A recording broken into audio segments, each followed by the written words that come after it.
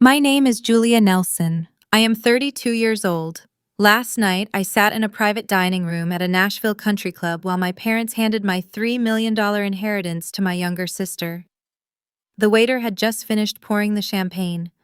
My father Richard tapped his crystal glass with a silver spoon. He offered a practiced smile to the table and announced that Grandpa Harrison's estate would bypass me entirely. The money was going to fund Vanessa and her new lifestyle brand. My mother Patricia did not miss a beat. She slid a legal waiver across the white linen tablecloth. She placed a heavy gold Cartier pen directly on top of the paper. She leaned in close, smelling of expensive floral perfume, and told me to sign away my right to contest the will for the sake of family harmony. I looked at the gold pen. I looked at my own hands. Managing supply chain logistics means my fingernails are rarely manicured. I did not raise my voice. I did not throw my drink. I simply stood up, told them the lighting was giving me a migraine, set the pen down, and walked out the door. They thought they had won. They assumed I was just the quiet older sister stepping aside. They had no idea that I already held a secret that would turn their financial reality to ash by Monday morning. Before I explain exactly how they lost everything, please hit the like button and subscribe to Elderly Stories if you believe toxic family members should face the consequences of their actions. Drop your age, city, and local time in the comments below. I read every single one. Now let me take you back 2 weeks to the day we buried my grandfather in the Smoky Mountains. The contrast between Harrison and the people standing over his grave told you everything you needed to know about my family. Grandpa Harrison smelled like wet soil-cut pine and old leather. He built a timber distribution network with his bare hands. He valued calluses over credit limits. My parents arrived at the cemetery in a leased Mercedes. They wore pristine black designer suits. They did not shed a single tear. They treated the funeral like a networking event, handing out business cards to local real estate developers while the casket was lowered into the dirt. Vanessa spent the entire service checking her phone and complaining about the humidity ruining her hair. For as long as I can remember, I was the invisible daughter. My parents tolerated me because I was useful. I organized their schedules and fixed the household problems they ignored. Vanessa was the visionary. She was 28 and living rent-free in their guest house after her third business venture collapsed. My parents always bailed her out, calling her a late bloomer. They called me the sensible one, which was their code word for boring. I stood at the edge of the grave watching them perform their grief. My father shook hands with a local broker performing the role of the wealthy heir. I kept my hands in the pockets of my dark coat. I knew the inheritance they were waiting for was tied up in the timber business I had helped my grandfather audit during my summer vacations. My parents saw the land as a bank account trapped under dirt. They wanted to liquidate the timber contracts and use the cash to maintain their country club facade in Nashville. I knew right then, standing in the cold mountain air, that they were going to come for the money. I saw the greed in their posture. I just did not realize how brazen their theft would be until the Cartier pen hit the table. My name is Julia Nelson. I am 32 years old. Last night, I sat in a private dining room at a Nashville country club while my parents handed my $3 million inheritance to my younger sister. The waiter had just finished pouring the champagne. My father Richard tapped his crystal glass with a silver spoon. He offered a practiced smile to the table and announced that Grandpa Harrison's estate would bypass me entirely. The money was going to fund Vanessa and her new lifestyle brand. My mother Patricia did not miss a beat. She slid a legal waiver across the white linen tablecloth. She placed a heavy gold Cartier pen directly on top of the paper. She leaned in close, smelling of expensive floral perfume, and told me to sign away my right to contest the will for the sake of family harmony. I looked at the gold pen. I looked at my own hands. Managing supply chain logistics means my fingernails are rarely manicured. I did not raise my voice. I did not throw my drink. I simply stood up, told them the lighting was giving me a migraine, set the pen down, and walked out the door. They thought they had won. They assumed I was just the quiet older sister stepping aside. They had no idea that I already held a secret that would turn their financial reality to ash by Monday morning. Before I explain exactly how they lost everything, Please hit the like button and subscribe to Elderly Stories if you believe toxic family members should face the consequences of their actions. Drop your age, city, and local time in the comments below. I read every single one. Now let me take you back 2 weeks to the day we buried my grandfather in the Smoky Mountains. The contrast between Harrison and the people standing over his grave told you everything you needed to know about my family. Grandpa Harrison smelled like wet soil, cut pine, and old leather. He built a timber distribution network with his bare hands.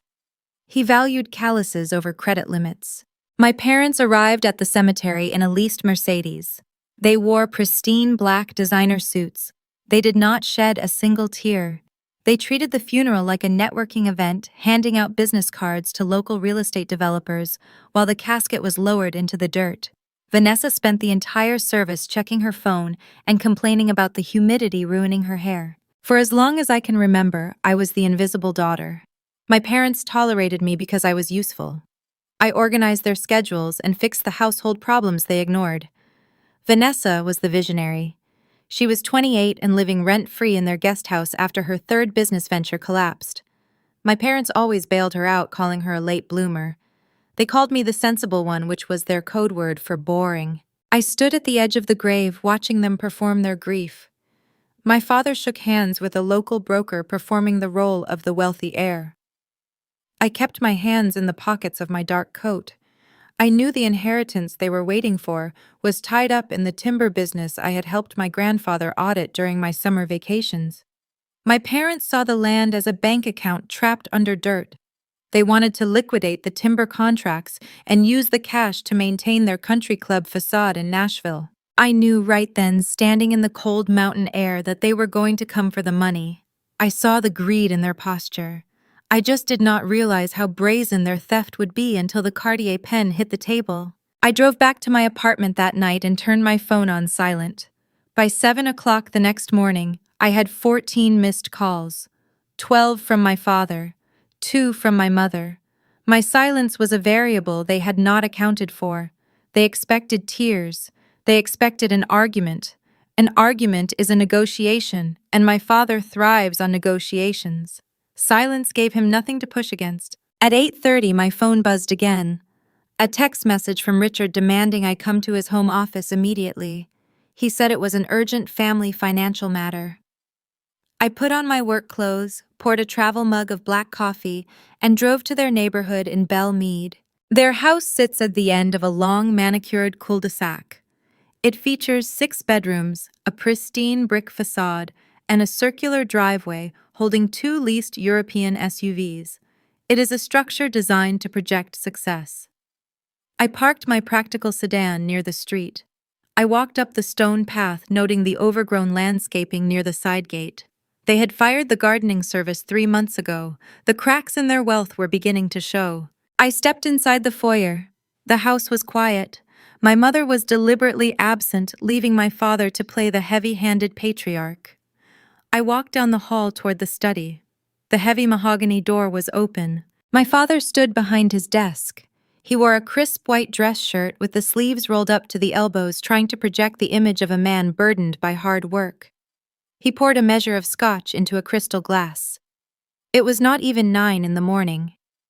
The ice clinked sharply against the sides of the glass, a brittle sound in the quiet room. The only other noise was the steady, rhythmic ticking of the antique grandfather clock standing in the corner. Tick, tick, tick. It sounded like a countdown. "Julia," he said, letting out a long, heavy sigh. "Please sit down." I took the leather chair opposite his desk. I kept my posture relaxed. I rested my hands in my lap. I did not speak. "Your exit last night was sudden." He continued, taking a sip of the amber liquid. "I understand you are emotional. Losing Harrison is hard on all of us. But we do not have the luxury of grieving right now. We have a crisis to manage." He turned his computer monitor around so I could see the screen. It displayed a complex spreadsheet filled with red text and bold columns. My father is a commercial real estate broker. He spent his entire career selling properties to out-of-state developers. 10 years ago, he made a lot of money. But the market shifted and he refused to adapt. He kept his expensive country club memberships. He kept buying bespoke suits. He kept pretending he was the king of the Nashville real estate scene while his actual deal volume dried to a trickle. He survived on credit and arrogance. "Your grandfather left a disaster, Julia," my father said, rubbing his temples. He lowered his voice, playing the role of the exhausted protector. "The timber business is underwater. He took out predatory loans against the land to keep the distribution trucks running. The estate owes millions in back taxes and vendor debts." I looked at the screen. I did not blink. "The $3 million the estate holds is not a gift," my father explained, his tone dripping with fake sympathy. "It is a liability. It is a target for creditors. We decided to route it directly to Vanessa because her new LLC offers a corporate shield. She is taking on this burden to save the family name. We are using a portion of those funds to pay off the immediate estate debts, and the rest will secure her upcoming wedding in Charleston. We cannot let high society know the Nelson family is struggling. The resulting loss of reputation would ruin my brokerage." He looked at me, expecting the gaslighting to take hold. He wanted me to feel grateful that my sister was absorbing the impact. He wanted me to believe that signing the waiver was an act of familial loyalty, a necessary sacrifice to prevent total ruin. He made a fatal miscalculation. He forgot what I do for a living. I manage supply chain logistics for a regional retail network. My entire day consists of auditing freight manifests, cross-referencing vendor invoices, and tracking capital flow across 3 time zones. I evaluate complex data sets to find inefficiencies. I spot anomalies for a living. I looked closer at the fabricated spreadsheet. The math was insulting. The column listing unpaid property taxes on the Gatlinburg timber parcels used a commercial tax rate. The land was zoned agricultural. The difference was hundreds of thousands of dollars. The equipment depreciation schedule listed combines and harvesters that my grandfather had sold 5 years ago. I knew he sold them because I helped him list the heavy machinery in an online trade portal during my summer break. The vendor debt column included a line item for a consulting firm registered in Delaware. My grandfather hated consultants and never did business outside of Tennessee. The spreadsheet was a hurried, sloppy fiction. It was designed to overwhelm someone who did not understand numbers. It was designed to frighten a naive daughter into signing a piece of paper just to make the scary red numbers go away. My father took another sip of his scotch. The ice clinked again. "Just sign the waiver, Julia. We can file it with the probate court by noon and put this nightmare behind us. You can go back to your quiet life and let us handle the heavy lifting." I felt a cold, sharp clarity settle into my chest. They assumed I was mathematically illiterate. They assumed my quiet nature equated to stupidity. They believed their own lies so deeply they thought a few fake red columns would force my hand. I leaned back in the leather chair. I arranged my face into a mask of deep concern. I furrowed my brow, performing the exact reaction he wanted to see. "Dad." "I had no idea it was this bad," I said, keeping my voice soft and steady. "I cannot believe Grandpa kept all of this hidden from us." "You are right. This is a mess." His shoulders dropped an inch. The tension left his jaw. He reached across the desk and slid the same legal waiver from the country club toward me, along with a silver pen.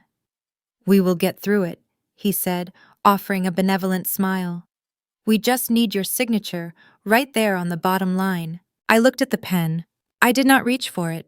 "I want to help Vanessa bear this burden." I continued, my tone perfectly even. "But as a named heir receiving a sudden bypass, my accountant told me I could trigger a secondary gift tax audit. If I sign a direct waiver while the estate holds these kinds of commercial liabilities, the IRS might flag my personal logistics firm accounts for an unverified capital transfer." My father froze. His hand hovered over the desk. "I just need to run this waiver and the spreadsheet past my CPA first," I said, standing up from the chair. "Just for tax liability purposes. You understand how ruthless the IRS is right now. I cannot risk my employment over a paperwork error. I will have him look at it tonight, and we can finalize everything tomorrow." The grandfather clock ticked loud in the silence. My father could not argue. Arguing against a basic tax compliance check would sound desperate. It would break his facade of the confident, wealthy broker. He needed to maintain the illusion that this was standard bureaucratic procedure. He was trapped by his own false narrative. Of course, he set his voice tight. A muscle feathered in his cheek. Have your guy look at it. But we need to move fast, Julia. The creditors do not wait. I will handle it quickly, I promised. I turned and walked out of the study. I walked down the long hallway and let myself out the front door. The morning air felt sharp and clean after the stifling atmosphere of that house. I climbed into my sedan and locked the doors. I pulled out of the neighborhood, leaving the least European cars behind. My father thought he had bought himself 24 hours. He thought my accountant would look at the paper and give me the green light. He did not realize I had no intention of showing that spreadsheet to a CPA. The sloppy fake debt numbers proved they were trying to isolate me from the actual estate records. They were acting as a barrier, preventing me from seeing the true financial picture. That meant the real documents, the actual truth about the $3 million, had to be somewhere they could not easily access. They lived in Nashville. Grandpa Harrison lived in the Smoky Mountains. I knew exactly where I needed to go before my father realized his deadline was never going to be met.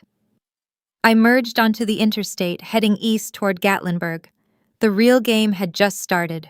The drive from Nashville to Gatlinburg takes nearly 4 hours. I did not turn on the radio. I used the silence to calculate the variables. My father claimed the estate was drowning in debt. Yet the distribution trucks I used to help my grandfather track were always fully operational. Fuel costs were paid on time. Driver payroll never bounced. A logistics network of that size does not function if the primary accounts are insolvent. My father was lying. I just needed the physical proof. I texted my mother stating I was heading to the mountains to pack up Grandpa Harrison's winter coats for donation. It was a plausible excuse. My parents despised the cabin and would never offer to help with manual labor. The air changed as I wound my way up the mountain roads, entering the thick tree line of the Smokies. The temperature dropped. The asphalt gave way to a packed dirt driveway. Harrison's cabin sat on a ridge overlooking a vast valley of white pines. It was not a vacation home, it was a working command center. The structure was built from solid timber with a wraparound porch and a metal roof. I unlocked the heavy front door. The interior smelled of seasoned firewood, wet wool, and old coffee. It smelled like authenticity. It was the exact opposite of the floral perfume and expensive leather inside my parents' Belle Meade house. I set my bag down on the woven rug. I spent the first hour doing what I claimed I was there to do. I folded thick flannel shirts and heavy denim jackets, placing them neatly into cardboard boxes. A supply chain manager always secures the cover story first. Grandpa Harrison taught me that principle when I was 15.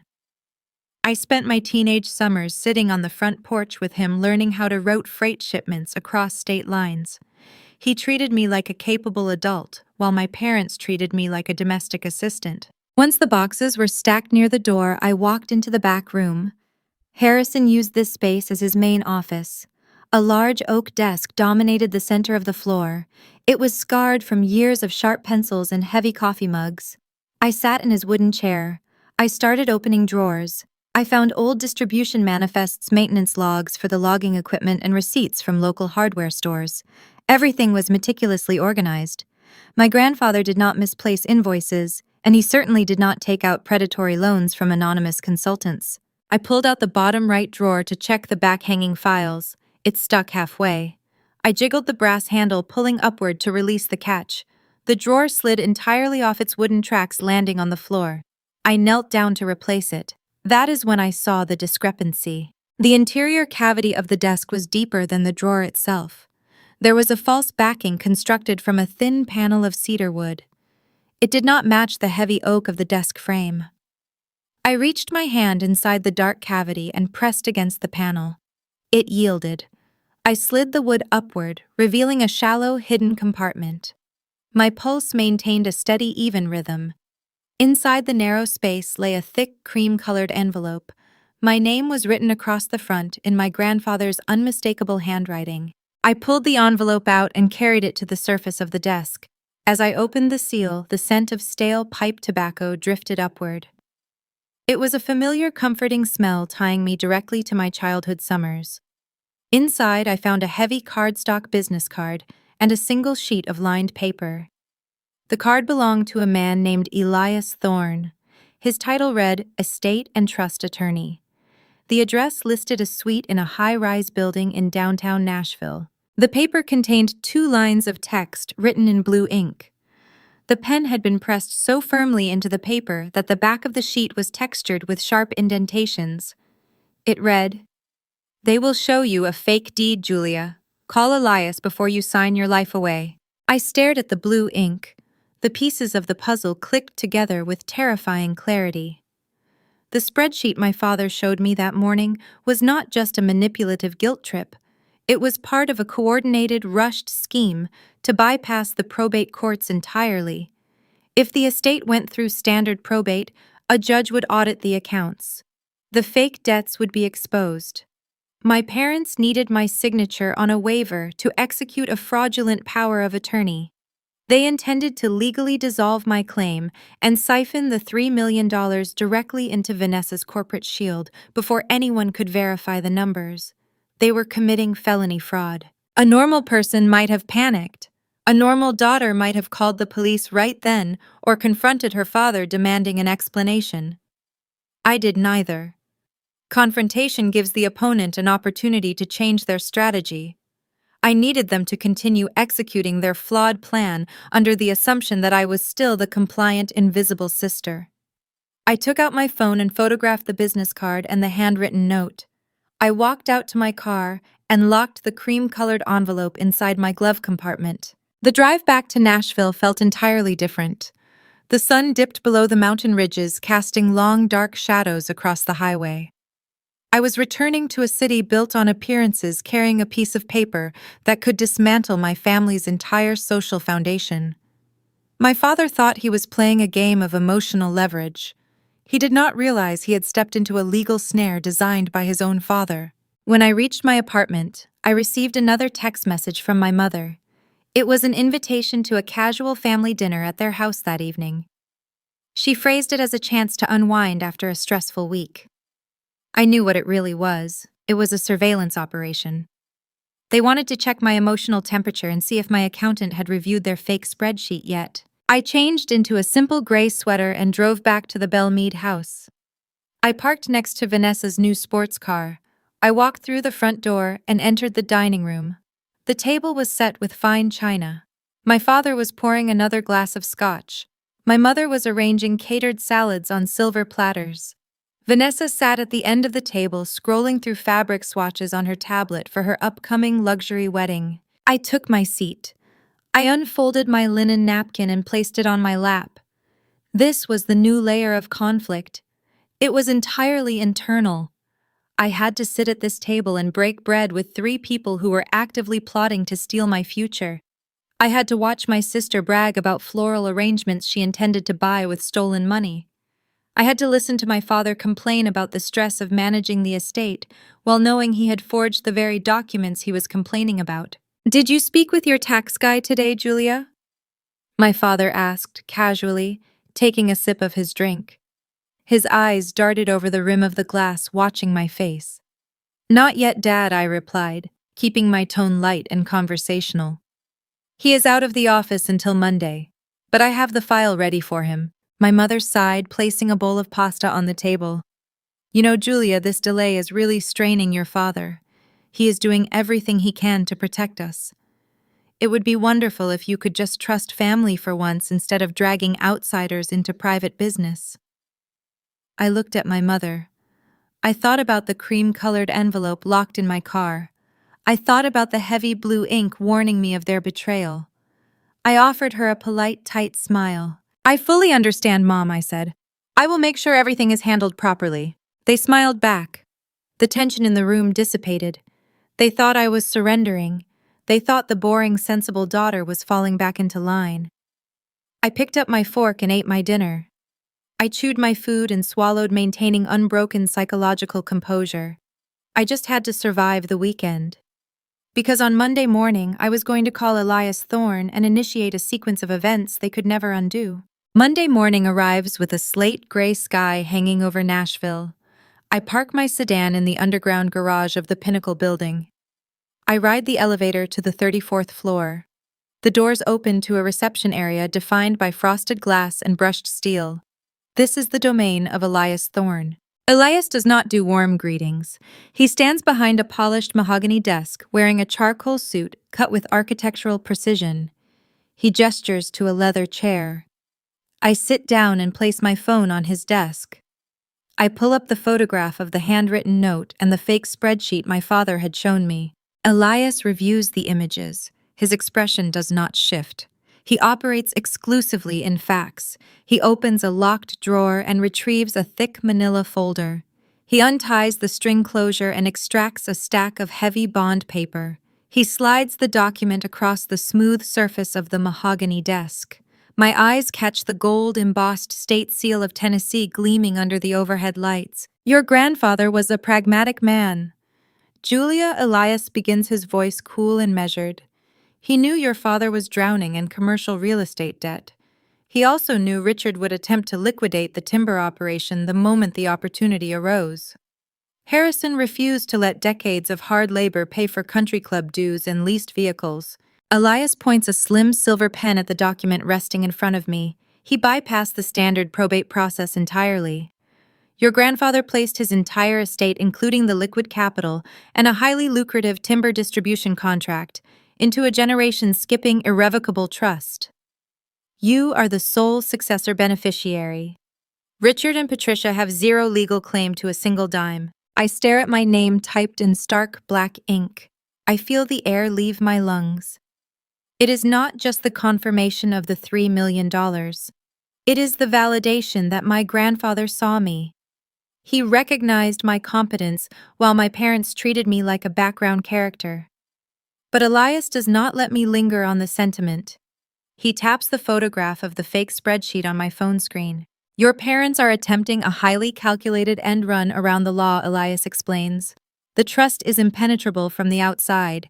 However, if they can pressure you into signing that waiver, they can present it to a judge as a voluntary forfeiture of your beneficiary rights. They are trying to trick you into legally dissolving your own shield. Once the trust is severed, the assets fall back into a standard probate pool, where your father, as the eldest son, can petition to act as executor and drain the accounts. I lean forward, resting my elbows on the armrests. I ask him how we stop them. Timing, Elias replies. We beat them with bureaucratic timing. He pulls out a calendar. He points to a date exactly 45 days from today. The core value of this trust is not just the liquid cash. It is the primary timber distribution contract with the regional mills. That contract contains an instability clause. If the estate enters active legal litigation before the renewal period, the mills can legally terminate the agreement to protect their supply chain. Your father knows this. He wants to force your signature before the deadline so he can sell the contract to a third-party developer. Elias looks me directly in the eyes. If we file the acceptance documents today, your father will panic. He will file an immediate injunction claiming you manipulated Harrison. The resulting court battle will trigger the instability clause. You will win the legal fight, but you will lose the contract and devalue the estate. We cannot afford an active dispute right now. I understand the logic perfectly. In supply chain management, premature execution ruins the entire freight route. You have to wait for the cargo to clear customs before you dispatch the trucks. You need to wait exactly 45 days, Elias instructs.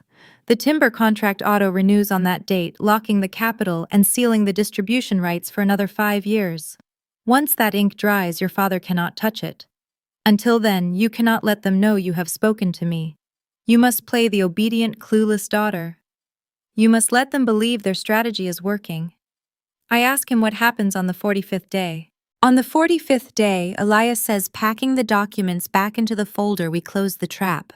I will execute the trust transfer electronically at midnight. I stand up from the leather chair. I thank him for his time. I walk out of the glass-walled office and take the elevator back down to the street. The Nashville sun breaks through the clouds, but I feel cold. I just received a precise tactical assignment. I have to endure a month and a half of psychological warfare without breaking character. I return to my logistics firm. My office overlooks a busy warehouse floor. Forklifts beep in reverse. Drivers drop clipboards onto dispatch desks. It is a world of tangible, measurable actions. I spend my days rerouting delayed shipments, negotiating fuel surcharges, and balancing freight manifests. It is exhausting work, but it makes sense. My evenings become a different kind of exhausting. The endurance test begins. I have to maintain the illusion of compliance. Every 3 days, my father calls to pressure me about the waiver. I feed him carefully constructed excuses. I tell him my accountant is reviewing the tax codes. I tell him the IRS forms require additional documentation. I play the part of the anxious, sensible daughter terrified of making a financial mistake. He sighs loudly on the phone, performing his frustration. He tells me I am dragging my feet and hurting the family. I listen to his lectures while sitting at my kitchen island auditing his public real estate listings. I spend my nights pulling public county records on my laptop. I trace the commercial properties my father claims are thriving. I find tax liens. I find default notices. I cross-reference his LLC filings with the bridge loans he mentions during our forced family dinners. I watch him build a house of cards on a foundation of sand. The strain of the performance is heavy. I attend Sunday brunches at the Belle Meade House. I sit across from my mother while she casually mentions how expensive Vanessa's upcoming Charleston wedding will be. She looks at me pointedly, waiting for me to volunteer my signature to ease their burden. I chew my food and offer generic, sympathetic nods. I swallow my pride along with my coffee. I watch them dig their own graves. They operate with unchecked hubris, assuming my silence means I am overwhelmed. They mistake my lack of argument for a lack of intelligence. They do not realize they are dealing with someone who spends 10 hours a day calculating exact transit times and anticipating supply bottlenecks.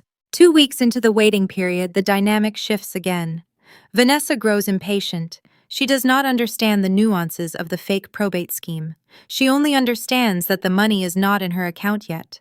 Assuming my father has the situation under control and the $3 million is guaranteed, she decides she cannot wait to start living her new reality. She begins to spend. And she does not spend quietly. She intends to make sure everyone in our social circle knows she has elevated her status. She wants an audience for her new wealth, and she decides I am the perfect prop for her performance. This creates a dangerous new variable. Her reckless visibility threatens to expose the entire illusion before Elias and I can lock the timber contract. The silent audit is no longer enough. I have to navigate her public vanity without exposing my own hand. My sister Vanessa never possessed the discipline required to wait for a paycheck. While I spent my 20s climbing the corporate ladder in supply chain logistics, she bounced between failed startups funded by our father. There was a gourmet pet food line that lasted 4 months. Then came a luxury candle brand that resulted in a warehouse full of unsold wax. She lacked the capacity for sustained effort. When she assumed the $3 million inheritance was a guaranteed certainty, her patience evaporated entirely. She did not understand the bureaucratic mechanics of probate or the precise timeline Richard needed to forge the transfer. She only knew that she was about to be rich, and she wanted everyone in Nashville to see it immediately. To maintain the illusion of seamless wealth, my father secured high-interest bridge loans. He needed to keep Vanessa satisfied and quiet while he pressured me for the waiver signature. These short-term credit lines carried punishing interest rates designed to bridge a gap before a large liquidity event. Richard leveraged his own remaining commercial equity to sign those notes, betting everything on my eventual submission. The pressure on him must have been suffocating, but he hid it behind his tailored suits and country club scotches. 3 weeks into the waiting period, Vanessa called me on a Tuesday afternoon. Her tone was sharp and artificially sweet, a combination she used whenever she required an audience. She demanded I join her for a bridal fitting at an exclusive boutique in the Gulch district. I looked at the routing schedules on my office monitors. I had a dozen freight delays to resolve. My desk was covered in transit manifests. But refusing the invitation would break my character as the supportive, compliant sister. It might trigger my parents to accelerate their legal maneuvers before Elias and I could lock the timber contract. I cleared my afternoon schedule, locked my office, and drove downtown. The bridal boutique sat behind unmarked frosted glass doors on a quiet upscale street. It required an appointment months in advance and a minimum spending threshold just to walk inside the lobby. I stepped onto the plush white carpet wearing my standard charcoal blazer slacks and flat, sensible shoes. The contrast between my practical work attire and the opulent surroundings was deliberate. I wanted to fade into the background. I wanted to be a mirror reflecting her vanity back at her. Vanessa stood on a circular mirrored pedestal in the center of the showroom. She wore a cascading silk gown covered in intricate hand-stitched beadwork. 3 retail assistants hovered around her, adjusting the hem and pinning the long train. They looked exhausted, their smiles tight and strained from hours of catering to her whims. My sister waved one of them away with a sharp flick of her wrist. "No, the draping on the left side is wrong," she snapped, pointing at a perfectly straight seam. "Fix it!" She dismissed the woman as if she were a nuisance rather than a trained professional. I took a seat on a tufted velvet sofa near the dressing rooms. A hostess dressed in tailored black handed me a tall crystal flute filled with sparkling water. The ice chimed softly against the glass. I held the cold drink, rested my arms on my lap, and watched the performance unfold.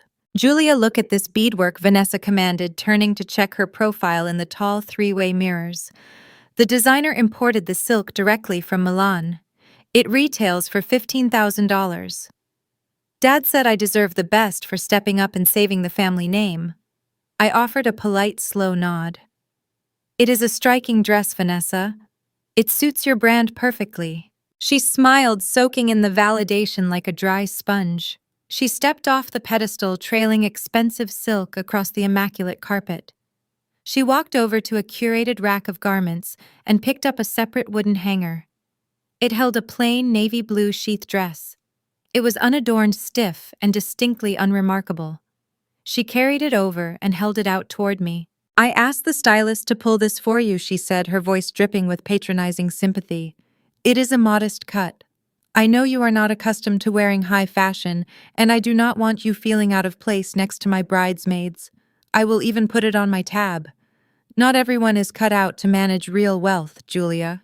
It takes a certain kind of refined taste to handle this lifestyle." She expected me to shrink into the cushions. She wanted me to feel the sting of her superiority. She needed to assert her dominance now that she believed she held the financial high ground. This was the 5th layer of conflict. It was a direct, brutal test of my ego. I had to swallow the public humiliation. I had to sit quietly in a room full of strangers while she insulted my career, my lifestyle, and my wardrobe, using money stolen from my own grandfather. A younger, less disciplined version of myself might have snapped. I might have pointed out that her refined taste was funded by predatory lending and a forged spreadsheet. I might have shattered her illusion right there on the white carpet. Instead, I smiled. I reached out and touched the stiff navy fabric. "Thank you, Vanessa," I said, keeping my voice smooth and grateful, displaying no trace of sarcasm. "That is very generous of you. I appreciate you looking out for me." She beamed, practically vibrating with smug satisfaction. She handed the dress to an assistant, instructing her to bag it up and add it to the final invoice. She then walked over to a marble display table to examine a velvet tray of diamond tiaras. I set my crystal flute down on a leather coaster. I needed to turn her vanity into actionable intelligence. Elias required specifics to tighten the legal snare around Richard's assets. A general freeze order was good, but targeted financial data was better. I leaned back into the velvet sofa, adopting a tone of casual sibling curiosity. "I am so impressed by how quickly you and Dad pulled the funding together for this event," I remarked casually, keeping my eyes on the sparkling water. "The estate must be taking forever to clear the old debts. Did he use his personal accounts to secure the venue and the dress, or did you have to open a new line of credit for the wedding?" Vanessa scoffed, picking up a heavy silver tiara and holding it up to the light.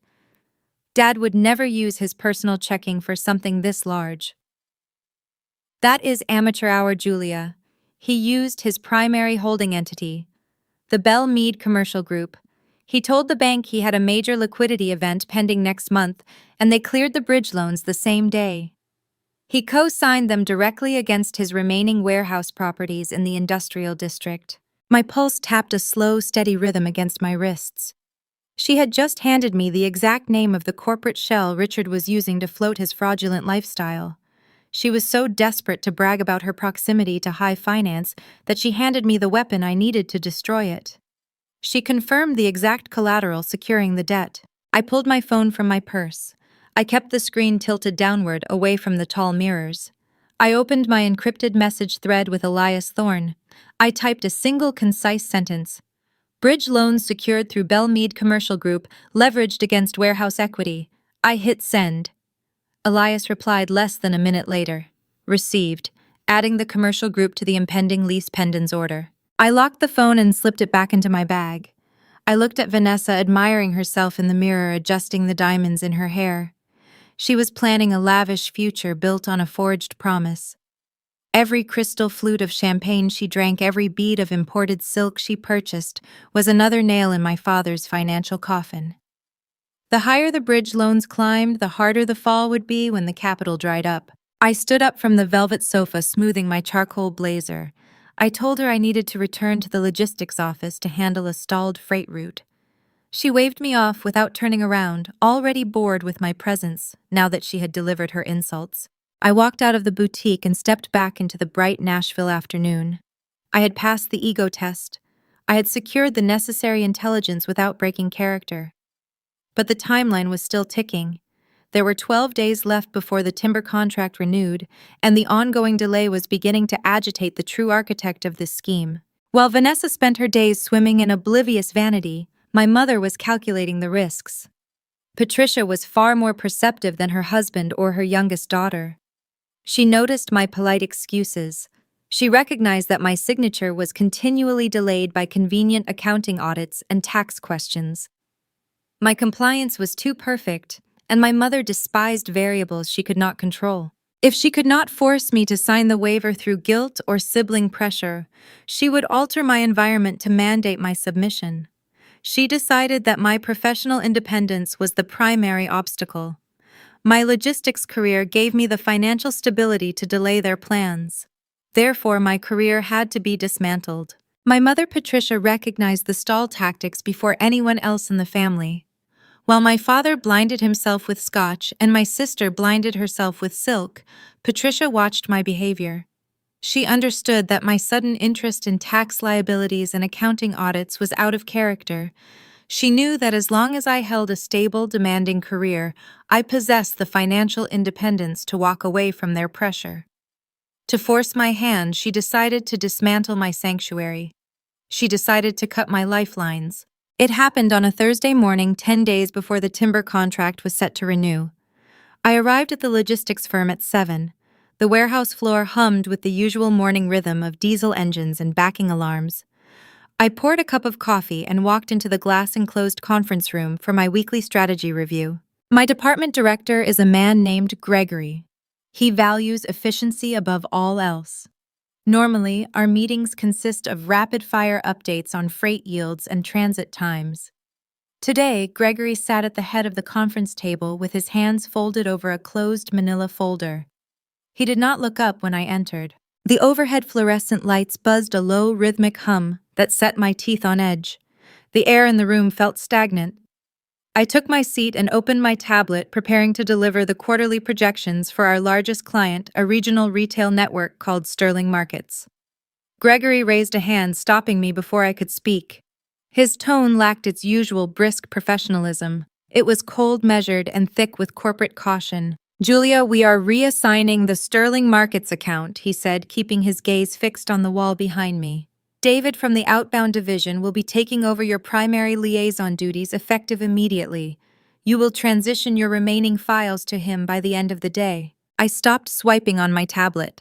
Sterling Markets accounted for 40% of my department revenue. I had built that routing network from the ground up over 3 years, reducing their transit delays by a significant margin. Reassigning an account of that magnitude without warning signaled a severe disciplinary action. I kept my posture rigid. I did not ask what I did wrong. I asked for the operational reasoning. Gregory shifted in his chair, visibly uncomfortable. The CEO of Sterling Markets received a personal phone call yesterday afternoon, he explained. The call came from a concerned family member of yours, your mother. She informed their executive team that you are experiencing a severe mental health crisis following the death of your grandfather. She detailed erratic behavior and inability to process grief, and a refusal to communicate with your family. She strongly suggested you were not in a psychological state to manage high-level freight contracts. The buzzing of the fluorescent lights seemed to echo in my ears. Patricia had bypassed my direct supervisors and weaponized her country club connections to reach the top of the Sterling Markets executive board. She packaged her sabotage as maternal concern. She painted me as an unstable, grieving granddaughter, knowing that corporate executives despise liability. A logistics manager suffering a mental breakdown is a liability. By threatening my career, she intended to starve me into submission, forcing me to sign the inheritance waiver just to survive. A typical response to this kind of betrayal involves panic. A normal employee might burst into tears, pull out their phone and scream at their mother, or beg their boss for forgiveness while frantically defending their sanity. But begging implies guilt. Crying validates the rumor of emotional instability. I looked Gregory in the eye. My voice remained level, devoid of any defensive edge. Gregory. I appreciate you bringing this to my attention, I said, resting my hands flat on the conference table. My grandfather passed away recently. That is a fact. The rest of the information relayed to the Sterling Markets CEO is a calculated fabrication related to a private estate dispute. My mother is attempting to leverage my employment to force a favorable legal outcome regarding his assets. Gregory frowned, processing the information. The corporate world understands money and leverage far better than it understands family drama. I am entirely capable of managing my accounts, I continued. But I also understand your position regarding client optics. I will hand over the Sterling files to David today to ensure the network experiences no interruptions. However, I need a formal written record of this incident for my own legal protection. I need an email from Human Resources documenting that my reassignment is a direct result of Patricia Nelson contacting our client with unverified claims regarding my health. Gregory hesitated. Corporations hate putting risk in writing. I lowered my voice, offering him a professional lifeline. If you document her interference, it protects this firm from any future claims of wrongful demotion or workplace discrimination. It isolates the issue to my mother. The logic appealed to his sense of self-preservation. He nodded curtly and promised to have Human Resources draft the summary by noon. I left the conference room and returned to my desk.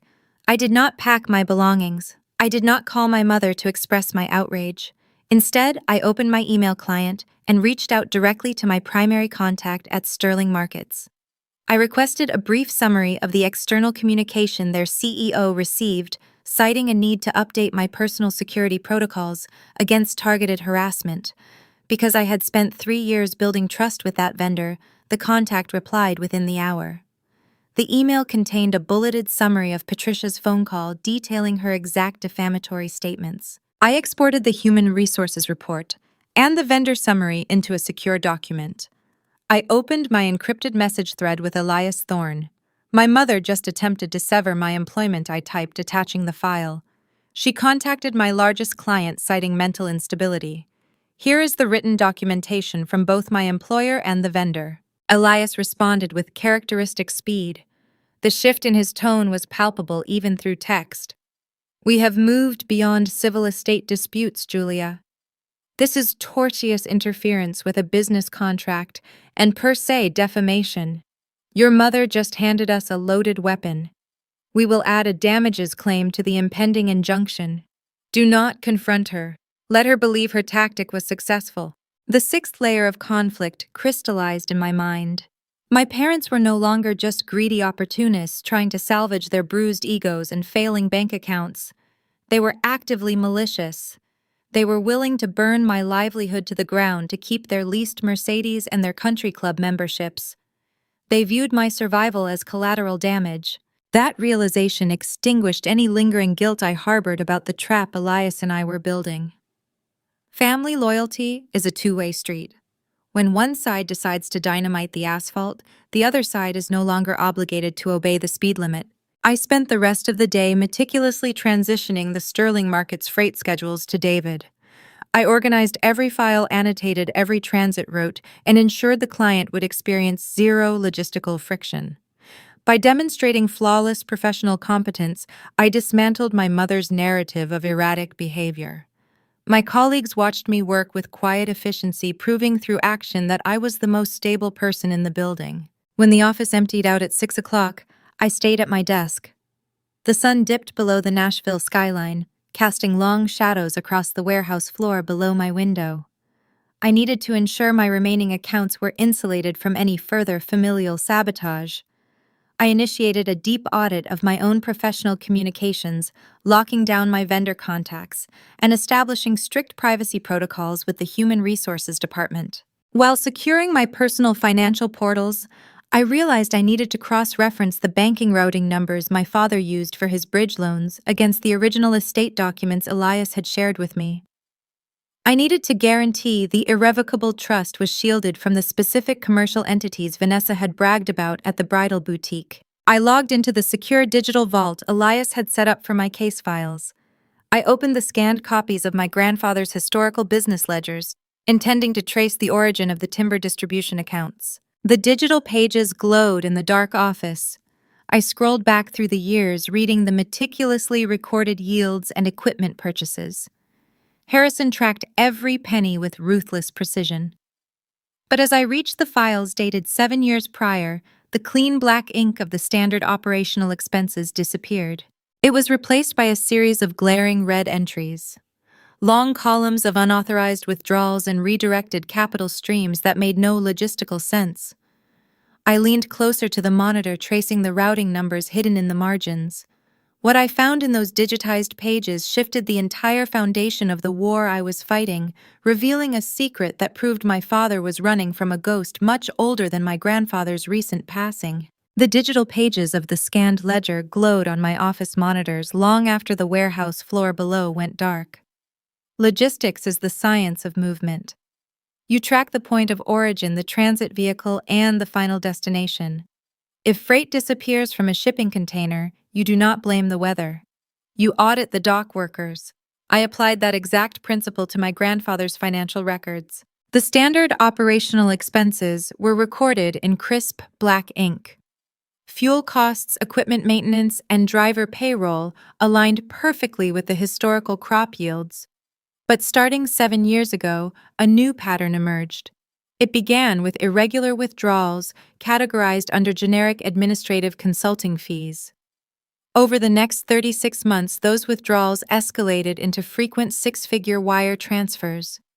Every single anomaly was marked in jagged red ink. I did not sleep that night. I printed the flagged pages, placed them in a secure folder, and drove to the downtown business district the moment the sun rose. Elias Thorne was already sitting behind his mahogany desk when I arrived. I handed him the file. I pointed to the routing numbers, hidden in the margins of the red entries. He reviewed the pages with his signature clinical detachment. He did not act surprised. An experienced estate attorney rarely finds new variations of human greed. He stood up and walked over to a secure filing cabinet. He unlocked a reinforced steel drawer and extracted the original physical ledgers Harrison had surrendered to him years ago. Elias placed the heavy, leather-bound books on the desk and opened them to the corresponding dates. The sensory contrast in the room was stark. Elias dimmed the overhead lights and used a sleek digital projector to display the corresponding bank records on his frosted glass wall. The crisp, glowing white numbers of the digital wire receipts hovered in the air. Below them on the desk lay the physical reality of the theft. The red ink from Harrison's fountain pen had been pressed so hard into the paper that it bled through the thick grains, staining the reverse side of the pages. It looked like a wound. Elias traced the projected routing numbers with a laser pointer. 7 years ago, your father lost the primary anchor tenant for his commercial real estate brokerage. Elias explained, his voice echoing slightly in the quiet office. The Nashville market shifted toward mixed-use development, and Richard held outdated industrial warehouses.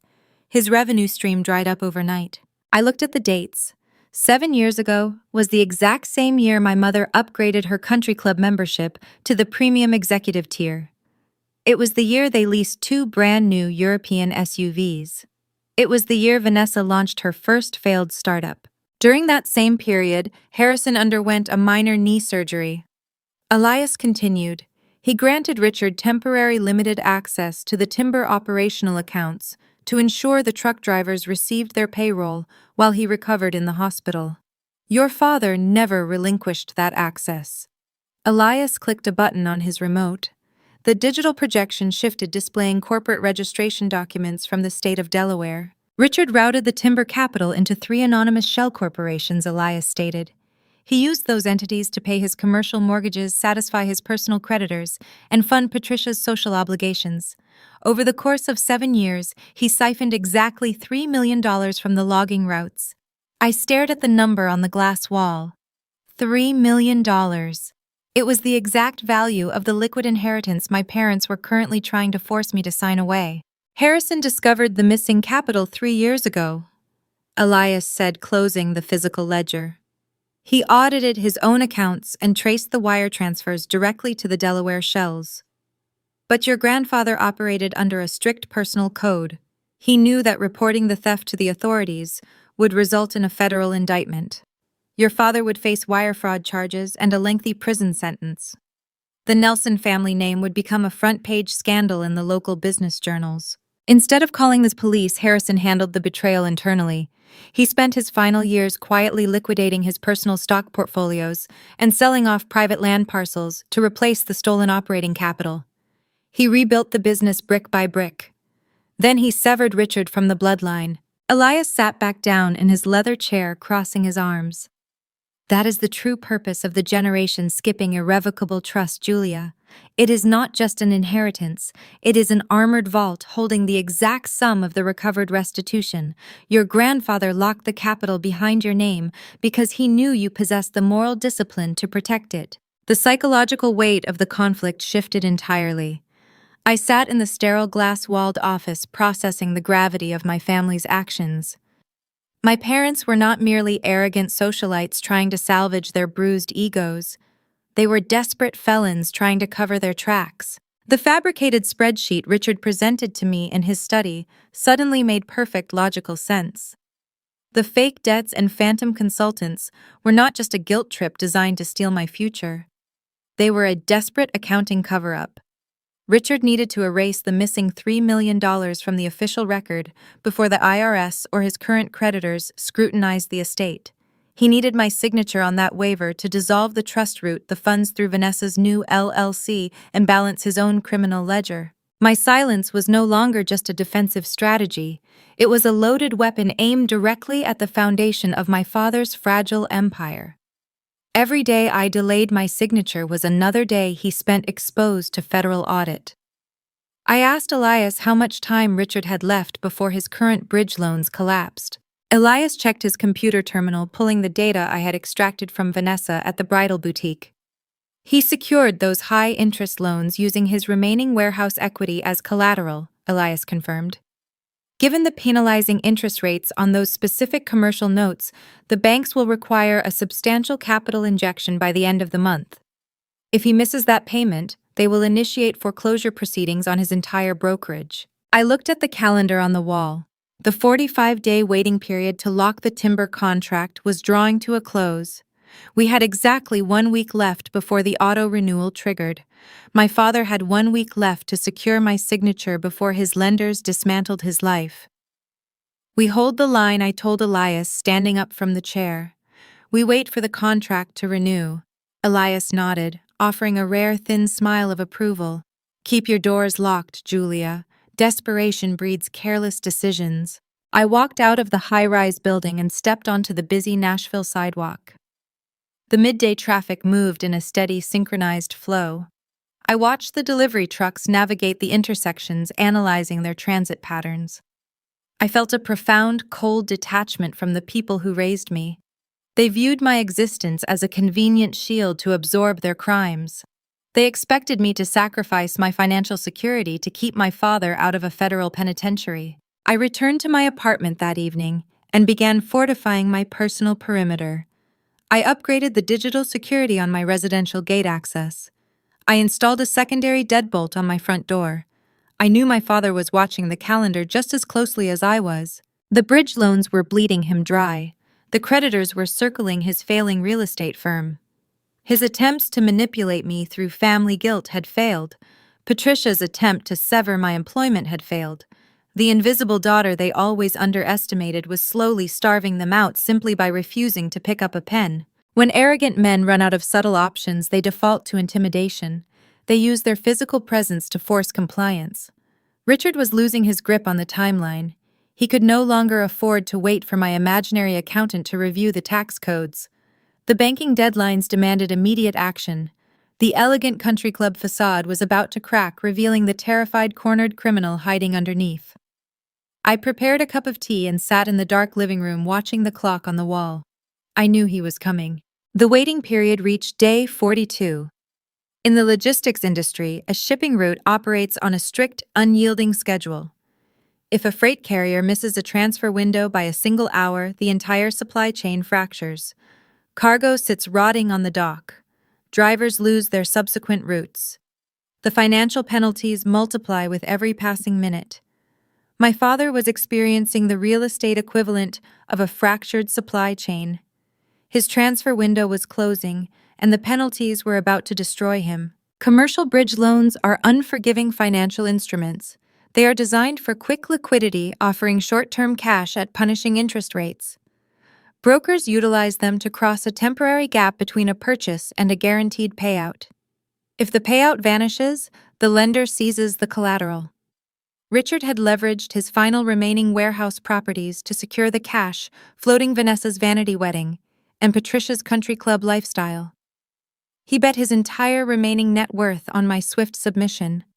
Because I spent the last 42 days playing the role of the anxious, hesitant daughter his creditors were now calling in the notes. Thursday evening brought a cold, heavy rain to Nashville. The downpour washed the city streets, reflecting the glowing red taillights of the evening traffic. I sat in my third-floor apartment reviewing transit manifests on my laptop. My building requires a security fob for lobby access and a separate code for the elevator. I chose this complex specifically for its layered perimeter. At 9 o'clock, the intercom remained silent. No one buzzed my unit, but 10 minutes later, I heard the distinct heavy sound of dress shoes stepping off the elevator at the end of my hallway. Richard was a man who bypassed barriers his entire life. He charmed security guards. He tailgated residents through locked doors. He believed rules applied to other people. The footsteps moved down the carpeted corridor. They were not the measured, confident strides of a successful dealmaker. They were uneven. They dragged slightly. The footsteps stopped outside my door. I closed my laptop. I did not turn off the living room lamp. I remained seated on my sofa, perfectly still. The smell filtered through the narrow gap beneath the doorframe before he even touched the handle. It was a sharp blend of expensive Tom Ford cologne and cheap stale scotch. The scent of a man trying to mask his panic with alcohol. The brass doorknob turned. The locked deadbolt caught it. The metal mechanism rattled hard against the strike plate. He twisted it again, pushing his shoulder against the heavy wood. The frame creaked under his weight. "Julia," he hissed through the painted wood. His voice was a harsh, raspy whisper. "I know you are in there. Open the door." I did not move. I regulated my breathing, slowing my heart rate. I sat in the dim light, listening to the erratic, frantic rhythm of his exhales on the other side of the door. He was hyperventilating. The elegant Nashville broker was standing in a generic apartment hallway, struggling to draw oxygen into his lungs. When a predator realizes the trap is empty, they abandon strategy and default to brute force. Richard had run out of time for polite dinners and fake spreadsheets. He needed his payout tonight. "Open the door, Julia," he repeated, striking the flat of his hand against the wood. The thud echoed down the empty corridor. "You are destroying this family over a technicality. I am not leaving until we settle this." I remained on the sofa. I watched the shadows shift in the hallway light seeping under the door. I knew that engaging with him would surrender the high ground. If I opened the door, he would use his physical presence to dominate the space. He would shout. He would demand. Silence was the only weapon he did not know how to fight. Silence gave him a mirror to view his own pathetic unraveling. A thick white envelope slid under the door. It scraped across my hardwood floor, coming to a rest just inside the entryway. My cell phone illuminated on the coffee table. The screen displayed my father's name. I let it ring. The device vibrated against the glass surface, sending a low hum through the quiet room. It rang 5 times before diverting to voicemail. A moment later, the recording icon appeared. I picked up the phone and tapped the playback button, routing the audio through the speaker. His voice filled my living room, raw and unpolished. "You think you are smart, Julia. You think delaying this process makes you independent. You are a supply chain manager, not a lawyer. That envelope contains a finalized quitclaim deed. It bypasses your imaginary accountant. It requires a single signature. You will sign it tonight and bring it to my office tomorrow morning." He paused, taking a ragged breath. The scotch slurred the edges of his words. "If that document is not on my desk by noon on Friday, I will drag you into probate court. I will file an injunction freezing your personal assets. I will sue you for fiduciary negligence and make sure every logistics vendor in Tennessee knows you are a hostile, unstable liability. You will spend the next 10 years drowning in legal fees. I will ruin your life. Sign the paper, Julia." The recording ended with a sharp click. I set the phone down. I walked over to the entryway and picked up the white envelope. I carried it to the kitchen counter and opened it under the bright pendant lights. It was a standard legal quitclaim deed, transferring all current and future interests in the Harrison Timber Estate to Vanessa's new LLC. But as I scanned the margins, I found the fatal error. My father had grown so desperate to finalize the transaction that he skipped the required legal protocols. The document already bore a notary seal and a witness signature. The dates were backdated to the week of my grandfather's funeral. Richard had bribed a notary to stamp an incomplete document. He falsified a state legal instrument. He believed that if I simply added my signature, the backdated paperwork would clear the bank compliance checks, shielding his bridge loans from default. He handed me the exact rope required to hang his remaining credibility. I placed the forged quitclaim deed flat on the granite counter. I used my phone to scan the front and back, capturing high-resolution images of the fraudulent notary seal and the backdated witness lines. I exported the voicemail audio file containing his explicit threats of extortion and malicious litigation. I opened my secure email thread with Elias Thorne. "My father just visited my apartment," I typed. "He slid a backdated pre-notarized quitclaim deed under my door. Attached is the scan of the forged instrument. Also attached is the audio recording of his extortion threat demanding my signature by Friday noon." I pressed send. The digital files traveled through the ether, securing the final pieces of the snare. I stood in the quiet kitchen, looking at the piece of paper on the counter. The contrast between my father's loud, desperate aggression and my cold, calculated silence defined the entire war. He spent his evening pounding on a door, threatening to ruin my career. I spent my evening drinking a glass of water and documenting his felony. Elias responded 10 minutes later. His message was brief and lethal. Received. We now have documented evidence of attempted extortion and conspiracy to commit forgery. Adding these specific charges to the final legal packet. Maintain your distance. Let Friday arrive. Friday was the deadline Richard set in his voicemail. He demanded the signed paper by noon. But Friday held another significance. Friday evening was the date Vanessa and Patricia had selected to host their lavish engagement gala. They rented a historic estate in the wealthiest district of the city, planning to invite local socialites, real estate developers, and their country club peers. They intended to parade their newly acquired wealth in front of the exact people Richard owed money to, using the gala as a shield of prosperity. My father staked his entire survival on my compliance by Friday afternoon. He assumed I would break under the threat of a drawn-out court battle. He assumed the quiet, invisible daughter would fold to protect her quiet, invisible life. I turned off the kitchen lights and walked into my bedroom. I listened to the rain hit the window pane. I did not feel fear. I felt a profound, steady anticipation. I would not deliver the signed document to his office at noon. I would let him sweat through the afternoon.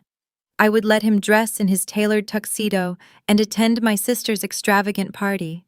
I would let him stand in a room full of millionaires, believing he had secured his future. The 45-day timeline was nearly complete. The auto-renewal of the timber contract was mere hours away. The true consequences of his theft were waiting in the shadows, prepared to dismantle his elegant facade the moment the music stopped playing. Friday evening arrives, wrapping Nashville in a humid southern dusk. The historic estate selected for the gala sits on 5 acres of manicured lawns in the wealthiest zip code of the city. Valet attendants in crisp white uniforms sprint down the circular driveway, retrieving imported sports cars and luxury sedans. The sheer scale of the event is a masterclass in financial misdirection. My parents rented the property using the last remaining drops of their commercial credit lines. They built a theater of prosperity to blind the exact people they owed money to. I step out of my practical sedan, having parked 3 blocks away to avoid the valet line.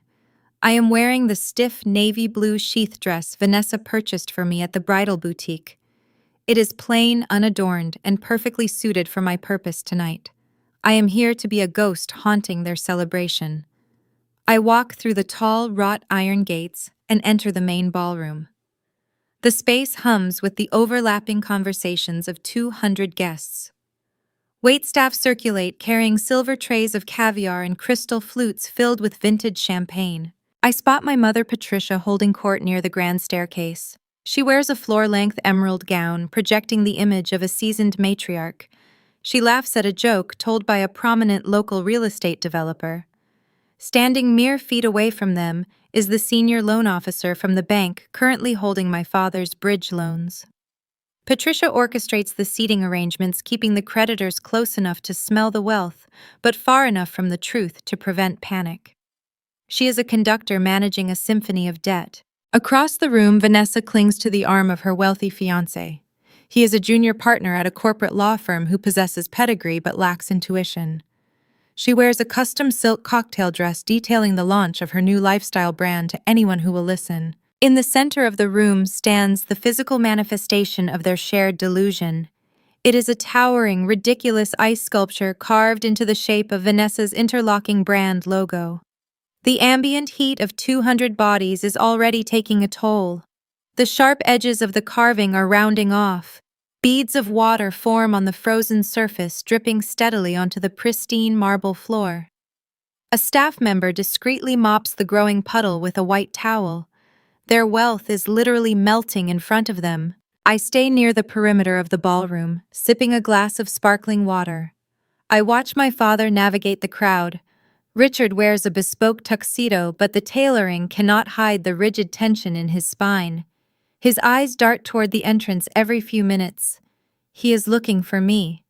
He expects me to walk through the doors holding the white envelope he slid under my apartment door 24 hours ago. He expects me to hand him his salvation. He finally spots my navy dress near the edge of the string quartet. He excuses himself from a conversation with an investor and moves toward me. His strides are brisk, lacking their usual effortless charm. He gestures for me to follow him, slipping behind a heavy velvet curtain separating the main ballroom from the outdoor catering tent. The noise of the party drops to a muted hum. The air back here smells of industrial heating fuel and roasted tenderloin. It is the industrial reality behind the glamorous facade. Richard turns to face me. The warm host persona vanishes entirely. Sweat beads on his forehead despite the cool evening air conditioning. "Where is the envelope, Julia?" he demands, his voice a tight, controlled rasp. "I told you to bring the signed paperwork to my office at noon. My assistant waited for 3 hours. You did not show up." His jaw clenches. He steps closer, attempting to use his physical height to enforce his will.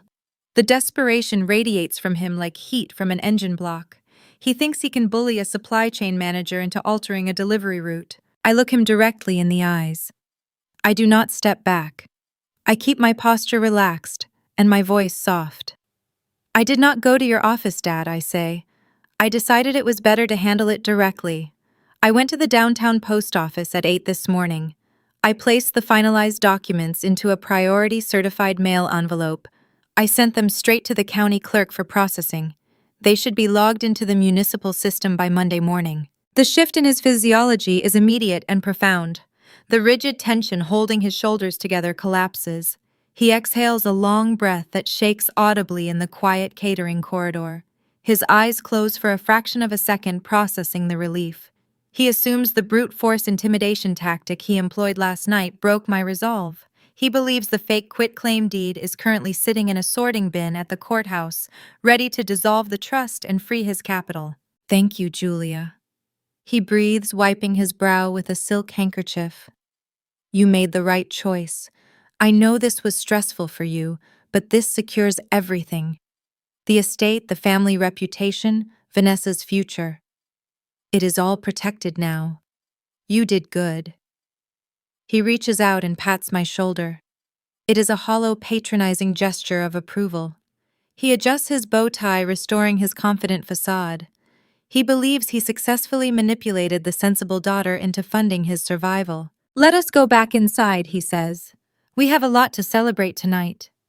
I follow him out from behind the velvet curtain, re-entering the bright, chaotic ballroom. Richard strides forward with renewed vigor. He signals the string quartet to pause their performance.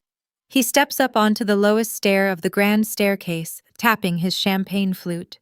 The sharp ringing sound slices through the chatter. 200 guests turn their attention toward him. Patricia glides to his side, beaming. Vanessa and her fiancé step forward to complete the perfect family portrait. Thank you all for joining us tonight, Richard projects his voice echoing across the marble floor. We are gathered to celebrate Vanessa and her remarkable new venture. But tonight is about more than just a brand or a wedding. It is about the foundation of legacy. It is about the strength of family loyalty. He raises his glass, sweeping his gaze across the room of creditors and socialites, to standing together through difficult transitions and to the bright, prosperous future ahead of us. The crowd murmurs their approval, raising their glasses in unison. I stand near the melting ice sculpture, holding my water glass. I raise it an inch in silent acknowledgement. Richard drinks his champagne, bathing in the glow of his perceived victory. He has no idea that the certified priority envelope I mailed to the county clerk that morning did not contain his forged quitclaim deed. In logistics, you always verify your cargo before dispatching the freight. The package I dispatched contained the electronically verified acceptance of the successor beneficiary documents. It contained the formal execution of the irrevocable trust, cementing my legal ownership of the timber estate. Nestled right beneath those pages was the formal notice of pending litigation, drafted by Elias Thorne, freezing every single commercial property registered under the Bell Mead Commercial Group. I watched the water drip from Vanessa's frozen logo pooling on the floor. My father built a monument to his own greed, expecting me to pay the construction bill. He spent the entire evening shaking hands and making promises founded on a document that did not exist. He wagered his remaining reputation on a delivery that carried his own legal execution. The 45-day timeline concludes at midnight tonight. The timber contract auto renews, sealing the capital in place permanently. I take a sip of my water, preparing for the dawn. Monday morning is coming, and the financial bomb is already in the mail. I left the historic estate long before the string quartet packed up their instruments. My father, Richard, was standing near the outdoor bar, ordering another round of imported whiskey on a tab he could not afford to pay. He laughed loudly, clapping a prominent investor on the back. He believed his timeline was secure. He thought my submission was sitting in a postal bin waiting to grant him access to $3 million. Vanessa was spinning on the marble dance floor in her expensive silk dress. She was talking loudly about her upcoming trip to Charleston, treating the guests as extras in the movie of her life. My mother, Patricia, was securing brunch reservations with the wives of the banking executives. They were 3 people dancing on the deck of a sinking ship, celebrating the water rushing into the hull. I slipped out the side door, avoiding the valet stand. I walked the 3 blocks to where I parked my practical sedan under a flickering street lamp. The humid Nashville night clung to my skin. I unlocked the car and slid into the driver's seat. The interior smelled like stale coffee and old paper. It smelled like my real life. I turned the key and drove away from the opulent neighborhood, leaving the illusion behind in the rearview mirror. In the logistics industry, the difference between success and catastrophic failure is often measured in seconds. If a freight train leaves the yard before the receiving dock confirms availability, the cargo sits on the tracks accumulating heavy demurrage fines. My grandfather Harrison operated his timber distribution network using those exact principles. He taught me that premature execution ruins the route. You hold the cargo until the transit window opens. The transit window for my grandfather's estate was tied to the 45-day auto-renewal clause. That window was scheduled to open tonight at midnight. While I drove across the city, Elias Thorne was sitting in his downtown high-rise office. He did not attend society parties. He did not drink champagne or engage in superficial networking. He dealt exclusively in binding contracts and municipal codes. His office was entirely dark except for the sharp blue glow of his dual computer monitors. The digital clock in the corner of his screen read 11:45. Elias had spent the last month preparing a sequence of electronic filings designed to execute simultaneously. The first document in the queue was the formal acceptance of the successor beneficiary. By filing this instrument directly into the state digital registry, we bypass the county probate courts entirely. The generation-skipping irrevocable trust would lock into place. My name would permanently attach to the $3 million and the timber distribution routes.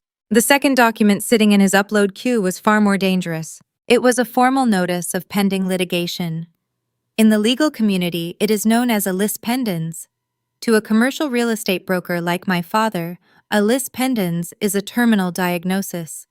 It acts as a radioactive flag attached directly to a property title. Elias drafted this notice citing the detailed forensic accounting of Richard's historical embezzlement.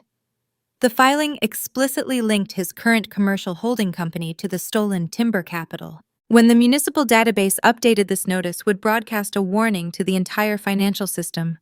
It signals to lenders that the properties securing his bridge loans are under active fraud investigation. Banks despise risk. The moment their automated systems detect a clouded title, they trigger an immediate freeze. No capital can move in or out. The lenders will demand immediate repayment of the principal balance to protect their exposure. Richard staked his entire survival on borrowing against his remaining warehouses. The notice turns those warehouses into toxic assets, rendering his holding company functionally bankrupt. I arrived at my apartment building just before 11. I bypassed the lobby, passing the quiet security desk. I rode the elevator to the third floor and walked down the silent carpeted hallway. I unlocked my door, securing the secondary deadbolt behind me. I stepped out of the stiff navy blue sheath dress my sister had bought me. I folded it neatly and placed it in the trash can. I put on comfortable cotton clothes. I walked into my kitchen and filled an electric kettle with water.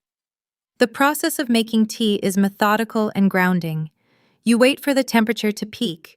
You steep the leaves. You control the environment. The kettle let out a sharp, low whistle. I poured the boiling water over a bag of chamomile. The ceramic mug warmed my cold hands. I carried the tea into the living room and sat on the sofa.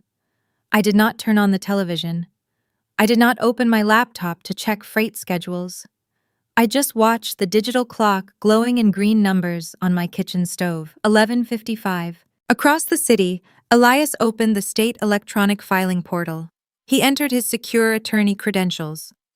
He uploaded the encrypted PDF files containing the trust acceptance, the sworn affidavit of forgery, and the notice of pending litigation. He attached the high-resolution scans of the backdated quitclaim deed my father slid under my door. Every piece of evidence was formatted and ready for submission. 11:58. I took a slow sip of the chamomile tea. The heat radiated through my chest, settling my heart rate into a calm, steady rhythm. The seventh layer of conflict was reaching its conclusion. It would not be resolved with a shouting match in a crowded ballroom.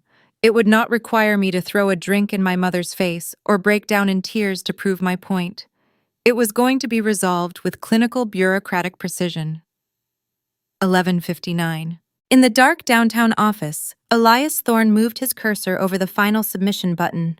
The sharp click of his computer mouse echoed in the empty room. The data packets traveled through the secure servers. A moment later, a green confirmation banner illuminated the top of his screen. The files were successfully logged into the municipal registry. The timestamp recorded the submission. The timber contract auto-renewed, locking the revenue stream for another 5 years. The estate transferred ownership. The legal wall slammed shut, sealing my family on the outside.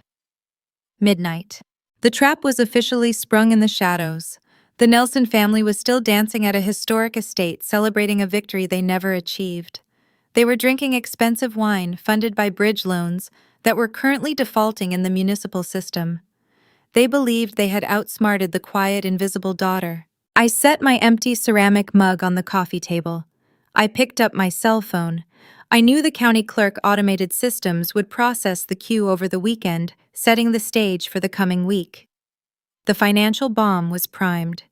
It would detonate the exact moment the banking institutions opened their doors on Monday morning. I tapped the settings icon on my screen and engaged the Do Not Disturb mode.